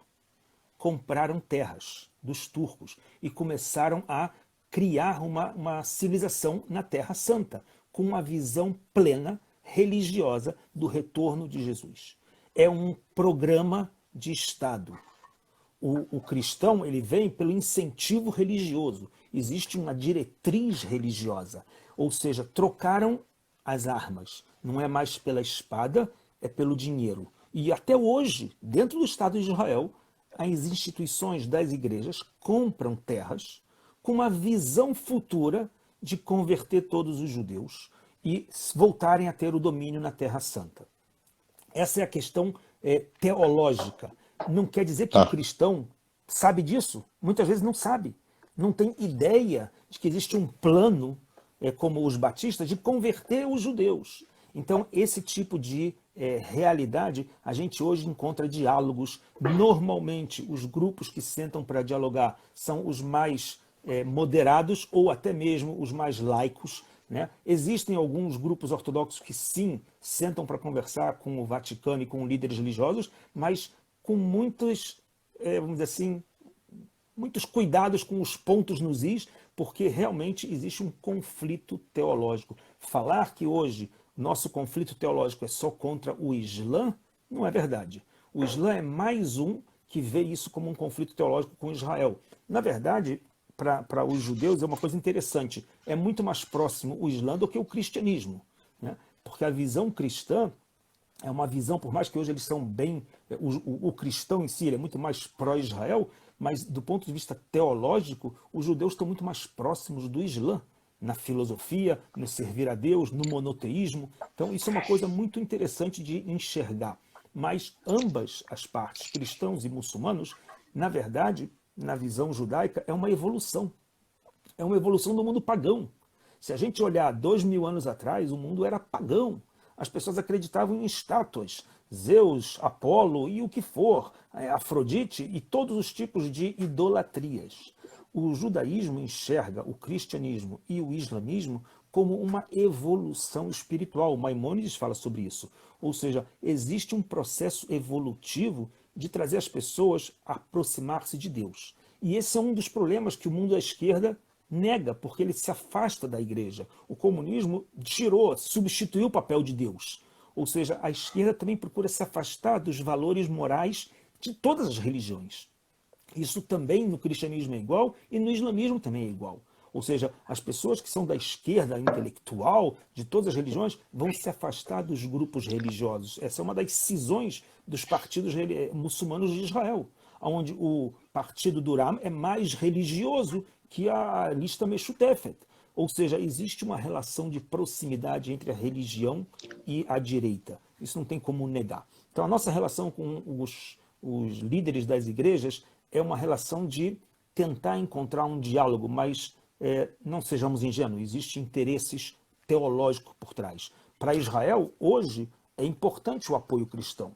E o crescimento de Israel se deu graças ao mundo cristão. Graças a toda a peregrinação cristã desde o século XIX, toda a infraestrutura foi criada, tanto por judeus quanto por cristãos. Desculpa, vamos corrigir. Por iniciativa judaica e cristã, mas muita mão de obra muçulmana. Porque quem construiu as igrejas foram os muçulmanos. Não é? A igreja é patrimônio da igreja, mas quem foi o peão de obra foi o imigrante muçulmano. Então, essa é uma realidade que a gente tem por aqui. E essa é a nossa questão com o Vaticano. Vamos lá. Siga adiante. Tá. Vamos lá. A seguinte questão, na minha avaliação, é a mais grave resultante do último episódio que terminou com esse cessar-fogo, mas que já é antiga, que é a questão da relação dos árabes israelenses com os judeus israelenses. Eu vou começar com Ben Tasgal e vou perguntar a ele se ele acredita que essa ruptura que aconteceu agora vai conseguir ser estabilizada e vai haver uma cola, uma nova cola na sociedade israelense, se é que ela já houve em algum momento. Ou, ao contrário, se esse problema que surgiu agora dos árabes israelenses contra judeus nas ruas, tirando os judeus dos seus negócios, batendo em pessoas, esfaqueando pessoas, se isso vai continuar e pode se transformar numa guerra civil ou num caminho do fim da sociedade israelense como ela como ela existe hoje. Bueno, ante todo una aclaración. No existe simetría entre los ataques de musulmanes hacia judíos y judíos hacia musulmanes. Los ataques de musulmanes hacia judíos fueron muchos más y fueron incitados con mayor vehemencia. Ahora, nosotros estábamos viviendo en Israel una situación de acercamiento y de coexistencia muy notable entre judíos y árabes en general, especialmente con el mundo cristiano árabe. Parte de ellos se enrolan en el ejército de forma habitual, pero también entre el mundo musulmán. Musulmanes que se iban acercando a Israel esencialmente por dos razones. La primera, ellos se dan cuenta qué ocurre en el mundo musulmán tras la primavera árabe. Sociedades fracasadas, estados que no respetan los derechos humanos, estados que no funcionan, y ellos viven simplemente en el paraíso. Segundo, la vacunación contra el corona. Ellos perfectamente ven cómo los estados del mundo no funcionan y cómo ellos eran parte de esa vacunación. O sea que nosotros veíamos un acercamiento muy importante entre el mundo árabe musulmán y la sociedad israelí. Hasta tal punto que ciertos partidos políticos declaraban su intención de formar parte de los gobiernos de Israel. Ahora bien, tenemos dentro de la comunidad árabe israelí centros de extremistas muy puntuales y muy importantes. Por ejemplo, la hermandad musulmana en el norte de Israel, esencialmente en el-Fahem, que son incitadores profesionales y que rechazan de plano la existencia de Israel como Estado cuna nacional del pueblo judío. Una persona puede decir que todo el mundo musulmán en Israel rechaza el Estado de Israel, pero yo no creo que sea así. Creo que ciertamente no todos aceptan a Israel como Estado judío, pero había un proceso de aproximación. La primera gran crisis que tuvimos últimamente fue en el año 2001, cuando palestinos de lo que se llama la zona del Triángulo salieron a manifestarse en contra de la policía, intentando matar a policías. La policía israelí los reprimió, mató a 13 árabes israelíes, y se levantó una comisión, la Comisión Or, que argumentó que la policía había actuado con fuerza desmedida y que una de las causas de la violencia era la falta de inversión de Israel en infraestructuras en la minoría árabe. Tiene parte de razón ese argumento, pero era un argumento polite, porque la Comisión Or no dijo en forma clara, se tiene que terminar la incitación al odio de la minoría árabe israelí. Ahora bien, hay dos razones fundamentales que han provocado esto. Una, la irresponsabilidad de la prensa israelí a la hora de informar sobre este hecho, como bien dijo el orador anterior. Y lo segundo, algo que no se habla en Israel, pero que es el elefante dentro del cuarto. Nuestro problema principal en Israel y la principal amenaza que creo yo que existe en Israel hoy es su Suprema Corte de Justicia. Es gravísimo lo que pasa ahí. Gravísimo. No hay forma de explicar. Olha aqui, Gabriel, bem-vindo ao clube. No, pero, Bienvenido al club. Está bien, ustedes tienen jueces corruptos y es conocido eso. Aquí tenemos un problema y es que la ley escrita casi no se respeta o se respeta poco, y los jueces que son universalistas, muchas veces de extrema izquierda, no se basan en sus sentencias en lo que dice la ley, sino lo que ellos creen que debería decir la ley. Es el espíritu de lo que es el juez Barak y el activismo judicial. Llamo la atención por esto, por lo siguiente. La ley israelí establece que un partido político que incita al racismo, como por ejemplo el diputado Itamar Ben-Gvir, o bien un partido político cuyos diputados niegan que Israel sea un Estado judío y democrático, o bien que un partido político sirva de base para hacer acciones de mafia, de delictivos, ese partido político o los diputados no pueden ser aceptados en el Parlamento. La Knesset cancela a esos diputados y llega al Tribunal Supremo que dice lo siguiente: yo para poder cancelar la postulación de un racista tengo que tener pruebas constantes de su racismo y no algunas acciones. Eso permite que Itamar Ben-Gvir, que fue un racista que incitó durante estos últimos tumultos, esté dentro del Parlamento, pero también permite que un montón de diputados de la lista árabe que niegan al Estado de Israel, incluso una diputada que se subió al Mármara, fue diputada de la Knesset. Ahí el problema es, la Corte Suprema de Justicia permite que racistas y negadores de Israel entren a la Knesset y ellos deambulan por el país con inmunidad diplomática incitando. Y eso está mal. Entonces, lamentablemente, tiene que ser responsable la Suprema Corte de Justicia y decir, nosotros no podemos permitir algo así. En vez de eso, la prensa israelí no critica a la Corte Suprema de Justicia porque ideológicamente son muy parecidos.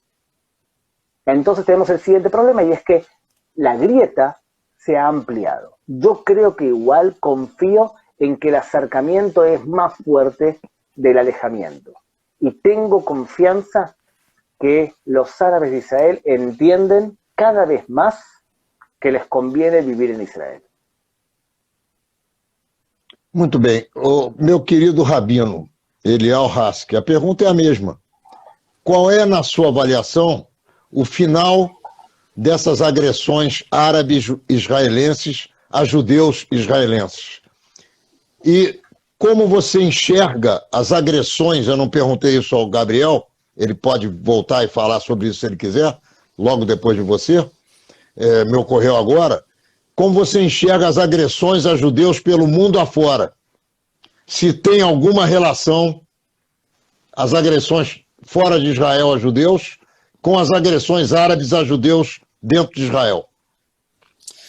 Olha, primeiramente, a gente tem um problema muito grave, né, dentro aqui que permeia uma parte significativa dos 20% de árabes israelenses aqui dentro, é a visão do Islã radical.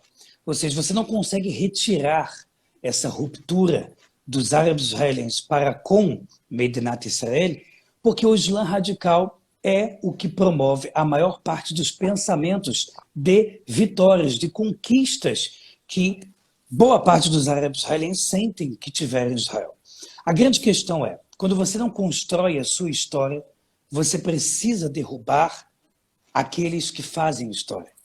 Quando você sabe que toda a sua base de luta ideológica é uma grande mentira, como o nome Palestina que vem dos filisteus, como o Gabriel falou e também o Marcel falou, quando você baseia toda a sua guerra, toda a sua dinâmica em coisas que nunca aconteceram, como falar que Jerusalém é muito sagrada para os muçulmanos e que no Alcorão eles rezam de costas muitas vezes para Jerusalém.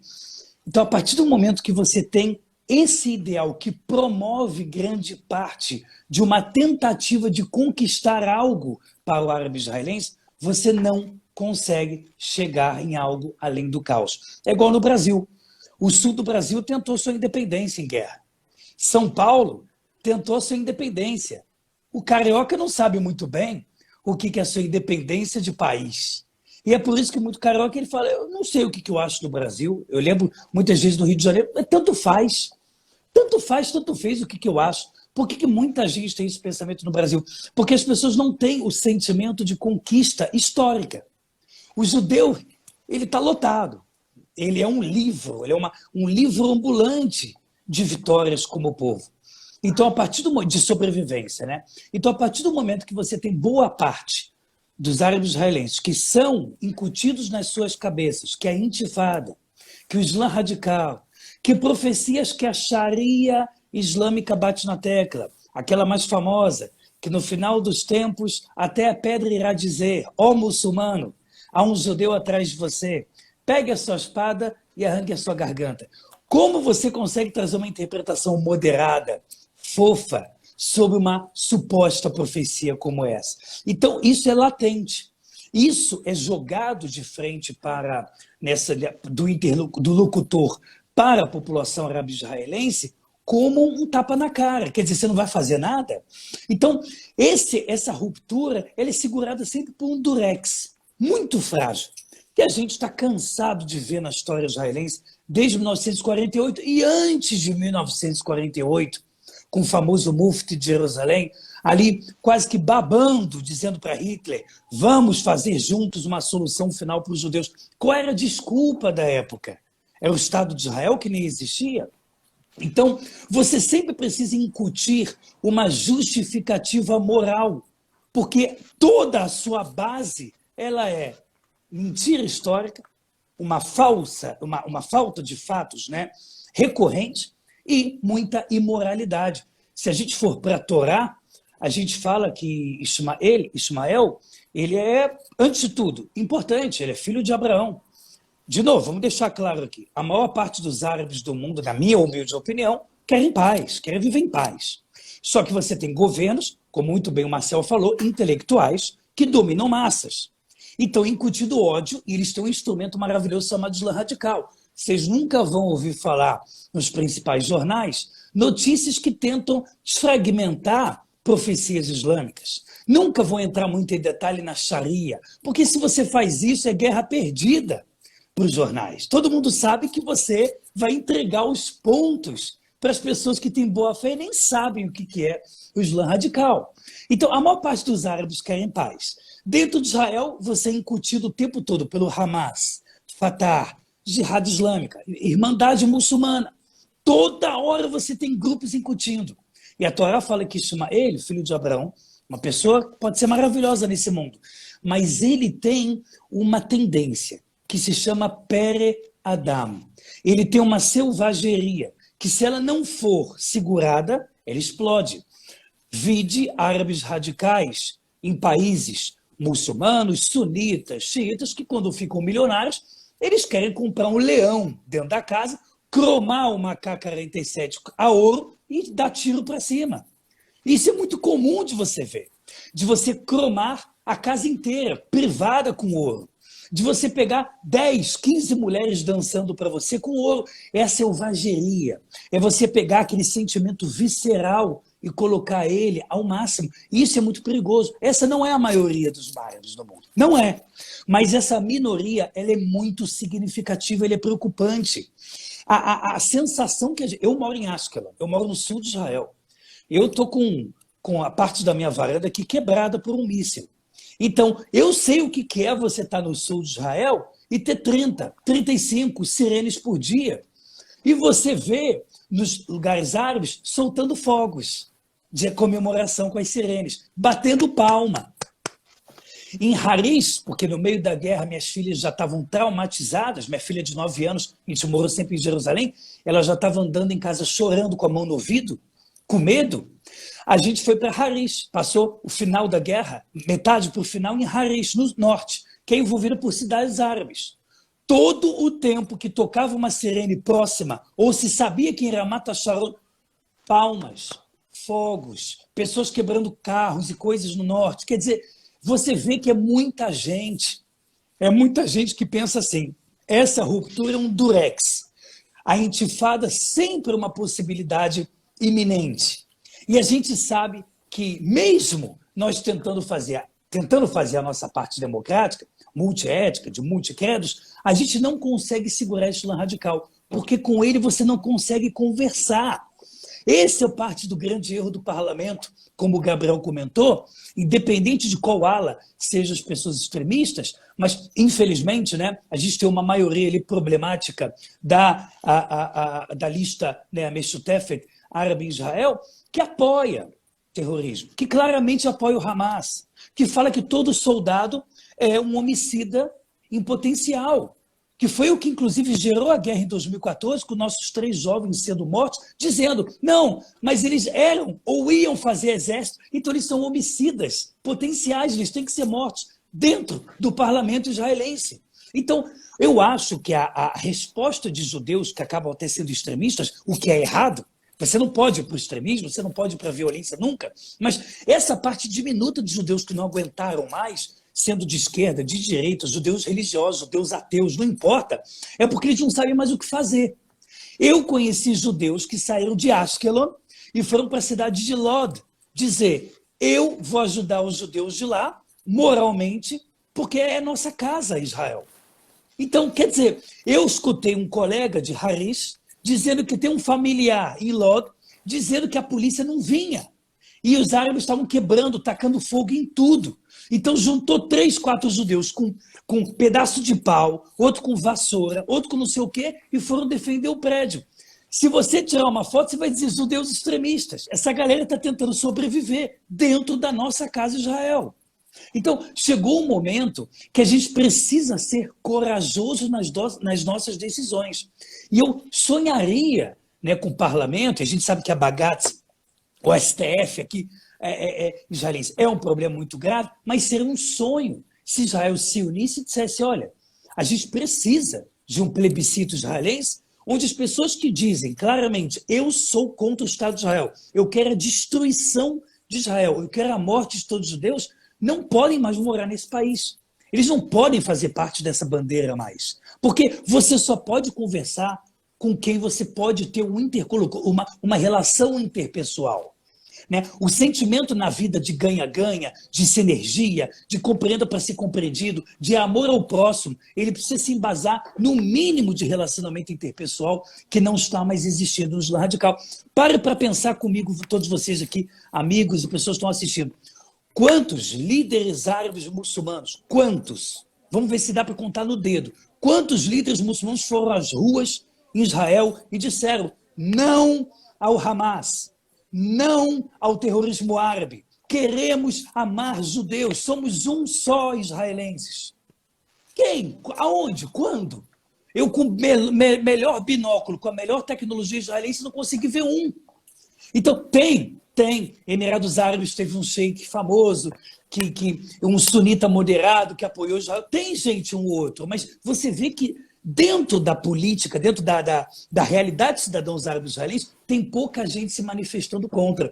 Aí a gente fala aquela famosa frase, né, que já alguns filósofos falaram, o maior mal do planeta não são as pessoas ruins fazendo maldade, mas são quando as pessoas boas assistem e não fazem absolutamente nada. Essa é a realidade israelense. E a gente precisa saber como a gente pode lidar com isso, como a gente pode, né, com a nossa coragem, com o nosso empoderamento do bem como povo judeu, saber tomar as decisões certas, com a razão acima da emoção. E só mais um comentário rápido, Ronaldo. A gente viveu há muito tempo atrás a era industrial, onde você tinha que ter pessoas cada vez mais capacitadas, focadas, aceitando muito sofrimento e trabalhar batendo no prego 10, 15 horas por dia. Então você tinha um foco em uma ideia.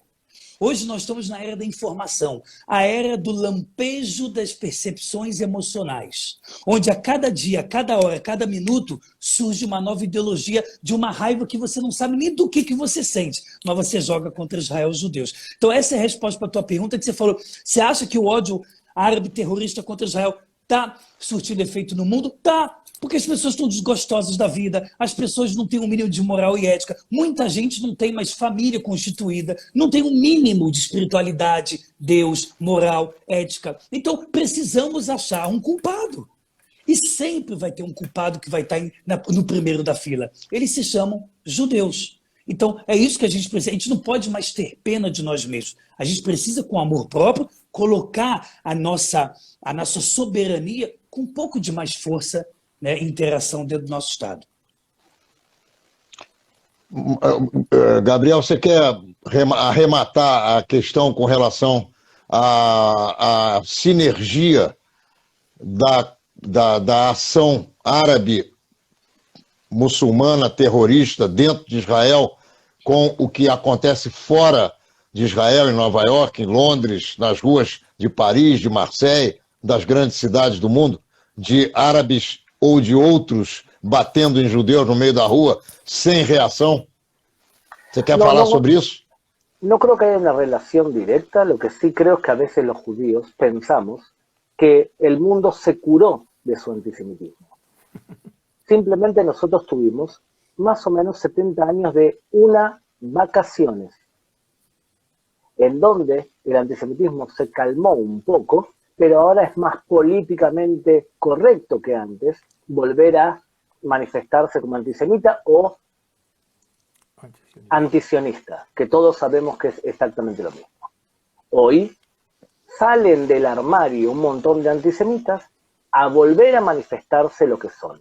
La ventaja es que ahora existe el Estado de Israel y además que son menos los antisemitas en comparación de lo que era hace 70 años. Otra ventaja es que los judíos tenemos más honor para defendernos y muchas veces dialécticamente también nos defendemos mejor que hace unos años. Y ni hablar que Israel es una potencia militar, una potencia económica y en muchos casos una potencia política. Los antisemitas hoy en día vienen, de hecho, utilizan 3 formas claras de argumentar. Mitos modernos, protocolos de los sabios de Sion, negación del holocausto y yo no soy antisemita, yo soy antisionista. Las fuentes principales del antisemitismo hoy son la extrema izquierda, que es claramente antisemita, el Islam, que es un excelente promotor de antisemitismo en el mundo y en algunos países también la extrema derecha. Los medios de comunicación en muchos países también promueven el antisemitismo. Entonces, que haya actos de violencia, lo que a mí me extraña es que la gente se extrañe que haya actos de violencia. Y que los países todavía no entiendan cómo poder lidiar contra ello. Yo lo voy a explicar en forma muy simple. Hay 3 formas de combatir el antisemitismo. La primera por la educación. Es la más fuerte, la más importante. La segunda por la ley. Demandar a los antisemitas y que paguen los juicios, los procesos judiciales y dejarlos sin casas, sin autos. Te gusta ser antisemita, tienes que pagar un precio por eso. Y lo tercero, tener la capacidad física para poder defendernos. Por la educação, por la lei ou por la fuerza. Perfeito. Marcel, você. Vamos lá. Olha só, para falar dessa questão com os muçulmanos de cidadania israelense, o Gabriel falou de que os judeus ficaram com vocações, né, com umas férias de 73 anos na diáspora do antissemitismo, e agora saíram do armário. Exatamente o contrário tem dentro do cidadão israelense de religião islâmica. Ele tem passado 73 anos, vou exagerar, 73 anos que é uma mentira. Na verdade, em todas as crises que tivemos aqui, em todas as guerras, sempre se mostrou a cara de que ele é um negador do Estado de Israel. Ele está aqui porque ele perdeu a guerra, então ele aceitou a cidadania, porque ele não quis fugir para a Jordânia, não quis fugir para o Egito, não quis fugir para nenhum lugar. Ele ficou porque era interessante para ele ficar. Então, também nesse período de 73 anos do Estado de Israel, os muçulmanos que estão aqui engoliram sapo e mantiveram debaixo ou dentro do armário o seu ódio ao Estado. Mas não é nenhuma novidade e é preciso entender que existe um conflito cultural. Um conflito cultural do Ocidente com o Oriente. Nós, judeus, estamos exatamente no ponto de encontro entre a cultura ocidental e a cultura oriental. Nós estamos no que vai unir os dois, essas culturas, cada um ativa, e querem criar suas narrativas.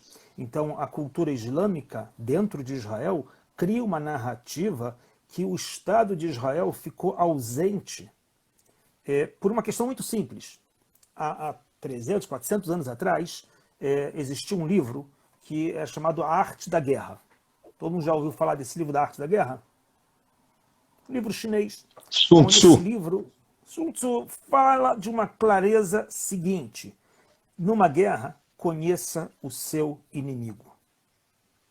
Enquanto não tivermos consciência de como pensa, age, atua o nosso inimigo, nós nunca vamos saber guerrear contra ele.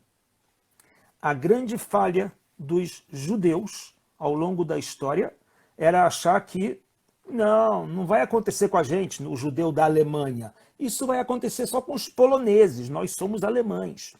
Os judeus sacerdotes do século I, que eram coniventes com o Império Romano, também falavam, não, os romanos estão pegando só os fariseus, nós saduceus vamos sair numa boa.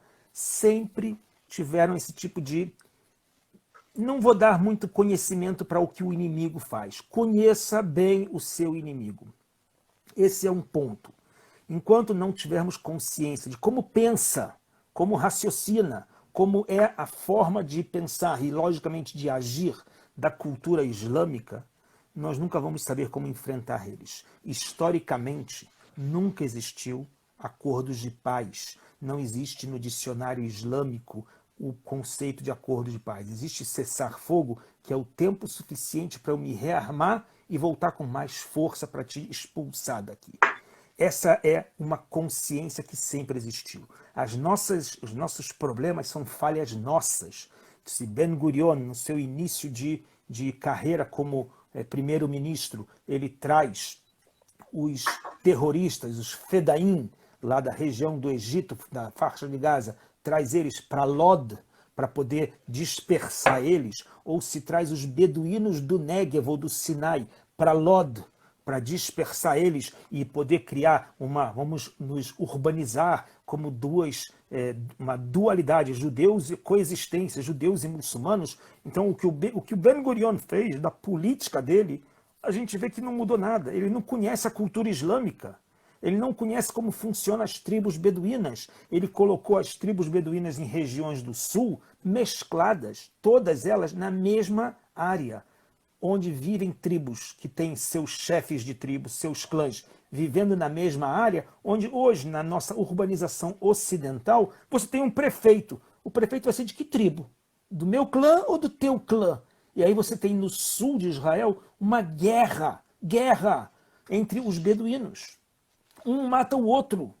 Agora você vai para o norte de Israel e você vê que a política lá deu certo do ponto de vista dos beduínos, por exemplo. Talvez por sorte. Ben Gurion botou cada tribo numa região, né? A política israelense. Então você tem dentro da Galileia beduínos, cada um com a sua cidade. É um clã separado. Eles não se misturam. E os lugares que tem mistura entre beduínos, entre os de culturas pré-beduínas que chegaram, dos árabes são de século XVI, né? Como da família dos Hadid, né? Desses que eram beduínos que chegaram na Galileia, né? Os antepassados dessas duas belezocas Hadid, que viveram como soberanos na Galileia, esses daí entraram em conflito com os beduínos que chegaram, entraram em conflitos com os drusos, ou seja, o nosso grande erro como estadistas era não conhecer o nosso inimigo, como ele pensa, quem são eles, qual é a sua origem, quais são os seus modos de comportamento entre eles como tribos, para poder saber como interagir.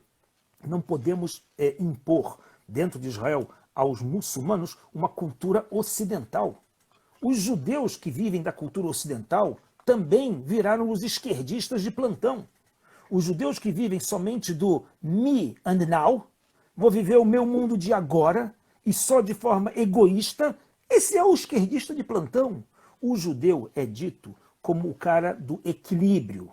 O judaísmo preza um equilíbrio entre Oriente. Não é à toa que Jerusalém está exatamente num ponto de encontro entre Ocidente e Oriente. Não é à toa que nós fazemos parte entre a passagem de todas as civilizações do Ocidente em direção ao Oriente, cruzavam por Israel, ou o contrário. Estamos num ponto de equilíbrio. Aqueles que acham que a gente pode viver igual a um, sem achar e valorizar o conhecimento e a cultura do outro, a gente vai simplesmente empurrar com a barriga e em algum momento isso vai sair debaixo das profundezas do mar e vai subir como uma onda, uma tsunami e vai infectar todos nós, como está acontecendo agora nas ruas mistas de cidades, Akko, Lod, Ramle, Jerusalém, Haifa ou Jaffa, todas essas, ou cidades, como o Rabino falou, Harish, cercadas de aldeias muçulmanas, que são cidadãos israelenses. Os caras têm medo de passar na rua. Eu moro na região entre Judeia e Samaria. Eu passo diariamente com carros palestinos ao meu redor. Eu faço compras no supermercado que os funcionários são palestinos. Eu estaciono meu carro do lado de uma BMW palestina. Não é nenhum pobrezinho de fusquinha, não. É uma BMW. É um empresário bem-sucedido com uma área de empreendimento de construção. O cara é chefe de obras. Então, eu estaciono do lado dele e eu tenho que conviver com isso. Mas é lógico. Algum momento o cara pode brigar com a mulher, o cara pode brigar com o chefe dele, o cara pode ter ouvido na sexta-feira dele, na reza do meio-dia, uma chamada que inspirou nele, ou eu vou ser um mártir, e ele pode vir do meu lado e explodir o carro. Do nada. O cara pode ser meu amigo diariamente, o palestino gaúcho, que todo dia eu cumprimento ele, e aí, tudo bem, o Grêmio ganhou, o Grêmio perdeu, o Internacional ganhou, o Internacional perdeu. Os gaúchos que trabalham aqui, palestinos brasileiros, hoje ele é meu xará, amanhã ele pode virar uma facada nas minhas costas, porque essa é a cultura que ele tem. A cultura dele é de não existe confiança. Hoje eu estou bem, amanhã eu quero ser um mártir, e você é o meu inimigo eterno, porque você está impedindo a minha realização espiritual. Ou seja, conhecer a cultura que existe entre esses povos. Enquanto nós, judeus e israelenses, não tivermos consciência disso, nós vamos estar patinando, empurrando com a barriga questões dos nossos jornalistas, dos nossos políticos. E não precisa ser, alguém vai falar assim, você vai ser extremista? Eu não sou extremista. Mas na hora que alguém vier para te matar, você vai fazer o quê? Não, vou dar a outra face. Não existe isso. Não existe dar a outra face. Na história cristã, onde na história teológica fala-se de dar a outra face, eu não conheço um império cristão que, quando enfrentou a guerra, falou, não, vou dar as faces, não vou dar as armas. Não teve banhos de sangue durante a Europa? Séculos. Quem deu face? Alguém deu face? Então existe hipocrisia também entre a teoria e a prática. Então nós não é questão de ser radical, mas temos que conhecer os nossos limites. Quer conviver? Ótimo. O muçulmano que vive em Israel, na hora que ele for botar na planilha do Excel dele, onde é os ganhos e as perdas entre viver debaixo de uma soberania israelense ou viver debaixo da Hamas, da autoridade palestina, ou do rei Hussein, ou aonde quer que seja de país muçulmano, ele vai de joelhos pedir a cidadania israelense. Na hora que ele botar no Excel e fazer a somatória dos prós e contras, onde ele recebe vacina, educação, qualidade de vida, infraestrutura, e ainda tem direito de falar e ser votado e ganhar dinheiro do parlamento e falar mal contra os judeus, aonde ele tem isso? Aonde? Então, na hora que ele botar os pontos nos is, ele fala, eu prefiro ficar em Israel. Agora, nós temos que saber, queremos eles aqui dessa maneira? Não tem que ter lealdade à pátria?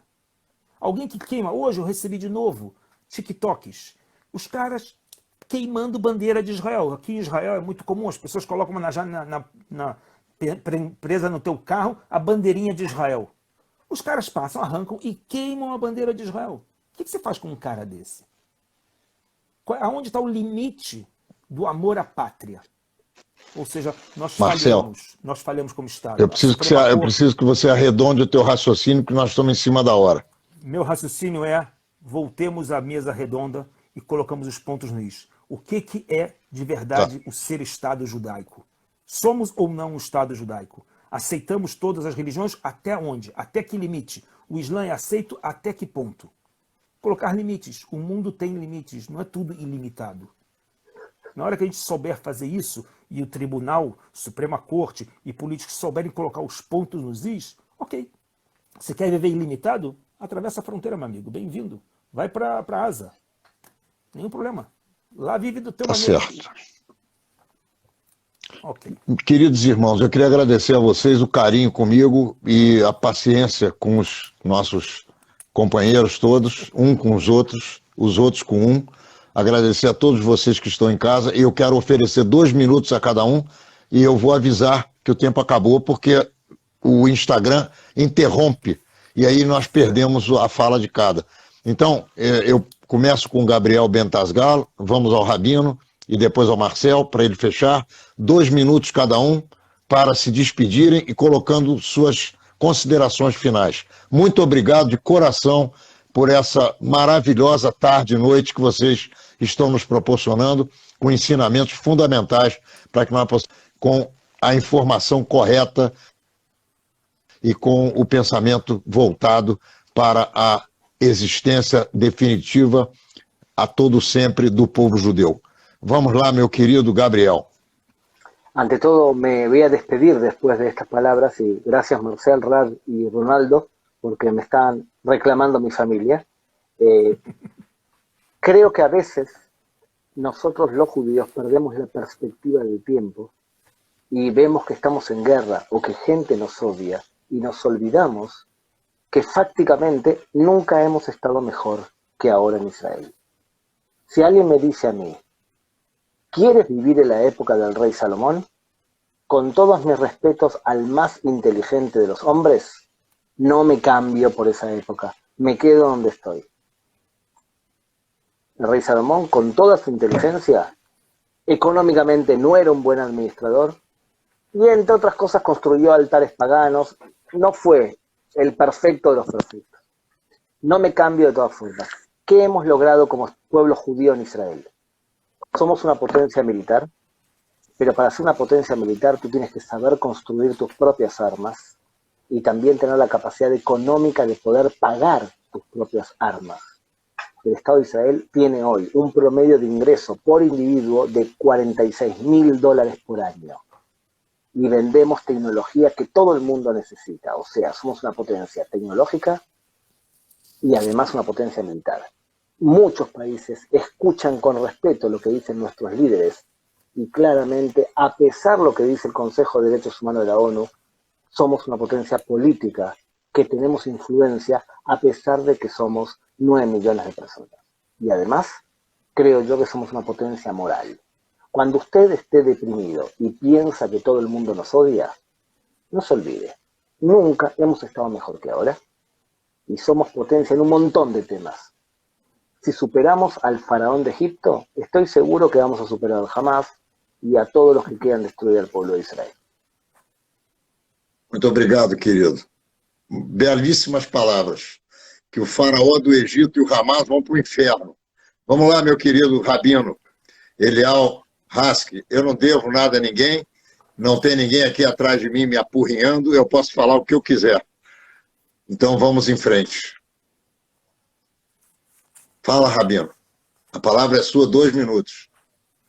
Opa, agradecer muito a você, Ronaldo, Marcel, Gabriel, que esteve aqui com a gente, e toda a audiência maravilhosa aqui do seu canal, Ronaldo, e dizer realmente que, agora uma fala mais como Rabino do que como Eliel, eu acho que é muito importante a gente saber que desde o momento que a gente voltou a pisar nessa terra, a gente está no que a gente chama de começo da Geulah, que é o começo da redenção. A gente está num momento muito especial da história, um momento onde Israel voltou a ser o centro do mundo, mesmo sem pedir por isso.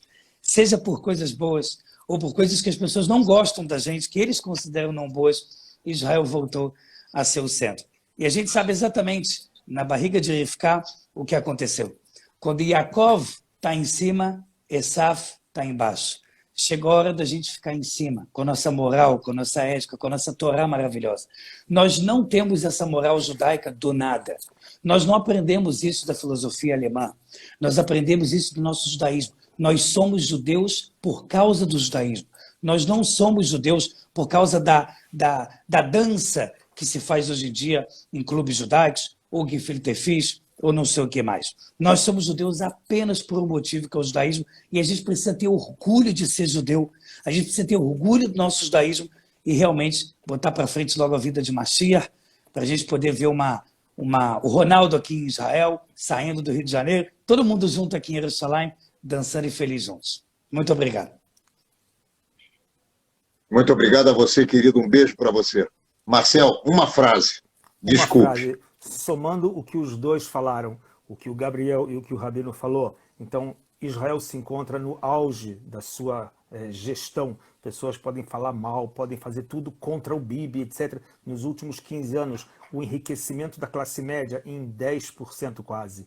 O enriquecimento da classe alta em 12%. Nunca Israel esteve tão bem economicamente. Do ponto de vista internacional, o povo judeu dito como uma luz para as nações, Israel vem sendo na tecnologia, na agricultura, na agritech, em todas as facções que a gente pode encontrar, uma luz que melhora a qualidade de vida do mundo. Então, se a gente somar 1 mais 1, é com certeza muito mais que 2. Se a gente vê o quanto que Israel produz, o quanto que o povo judeu, fazendo o seu casamento com a Terra Santa, o quanto ele reproduz de luz para a humanidade, não tem segredo que a gente hoje está muito mais próximo de uma situação melhor do mundo e as pessoas só têm mesmo a agradecer. Quem não enxerga isso tem que olhar os fatos e dar graças a Deus à situação que a gente vive. Agradeço a vocês, espero que a gente possa se ver em melhores momentos aqui na Terra Santa.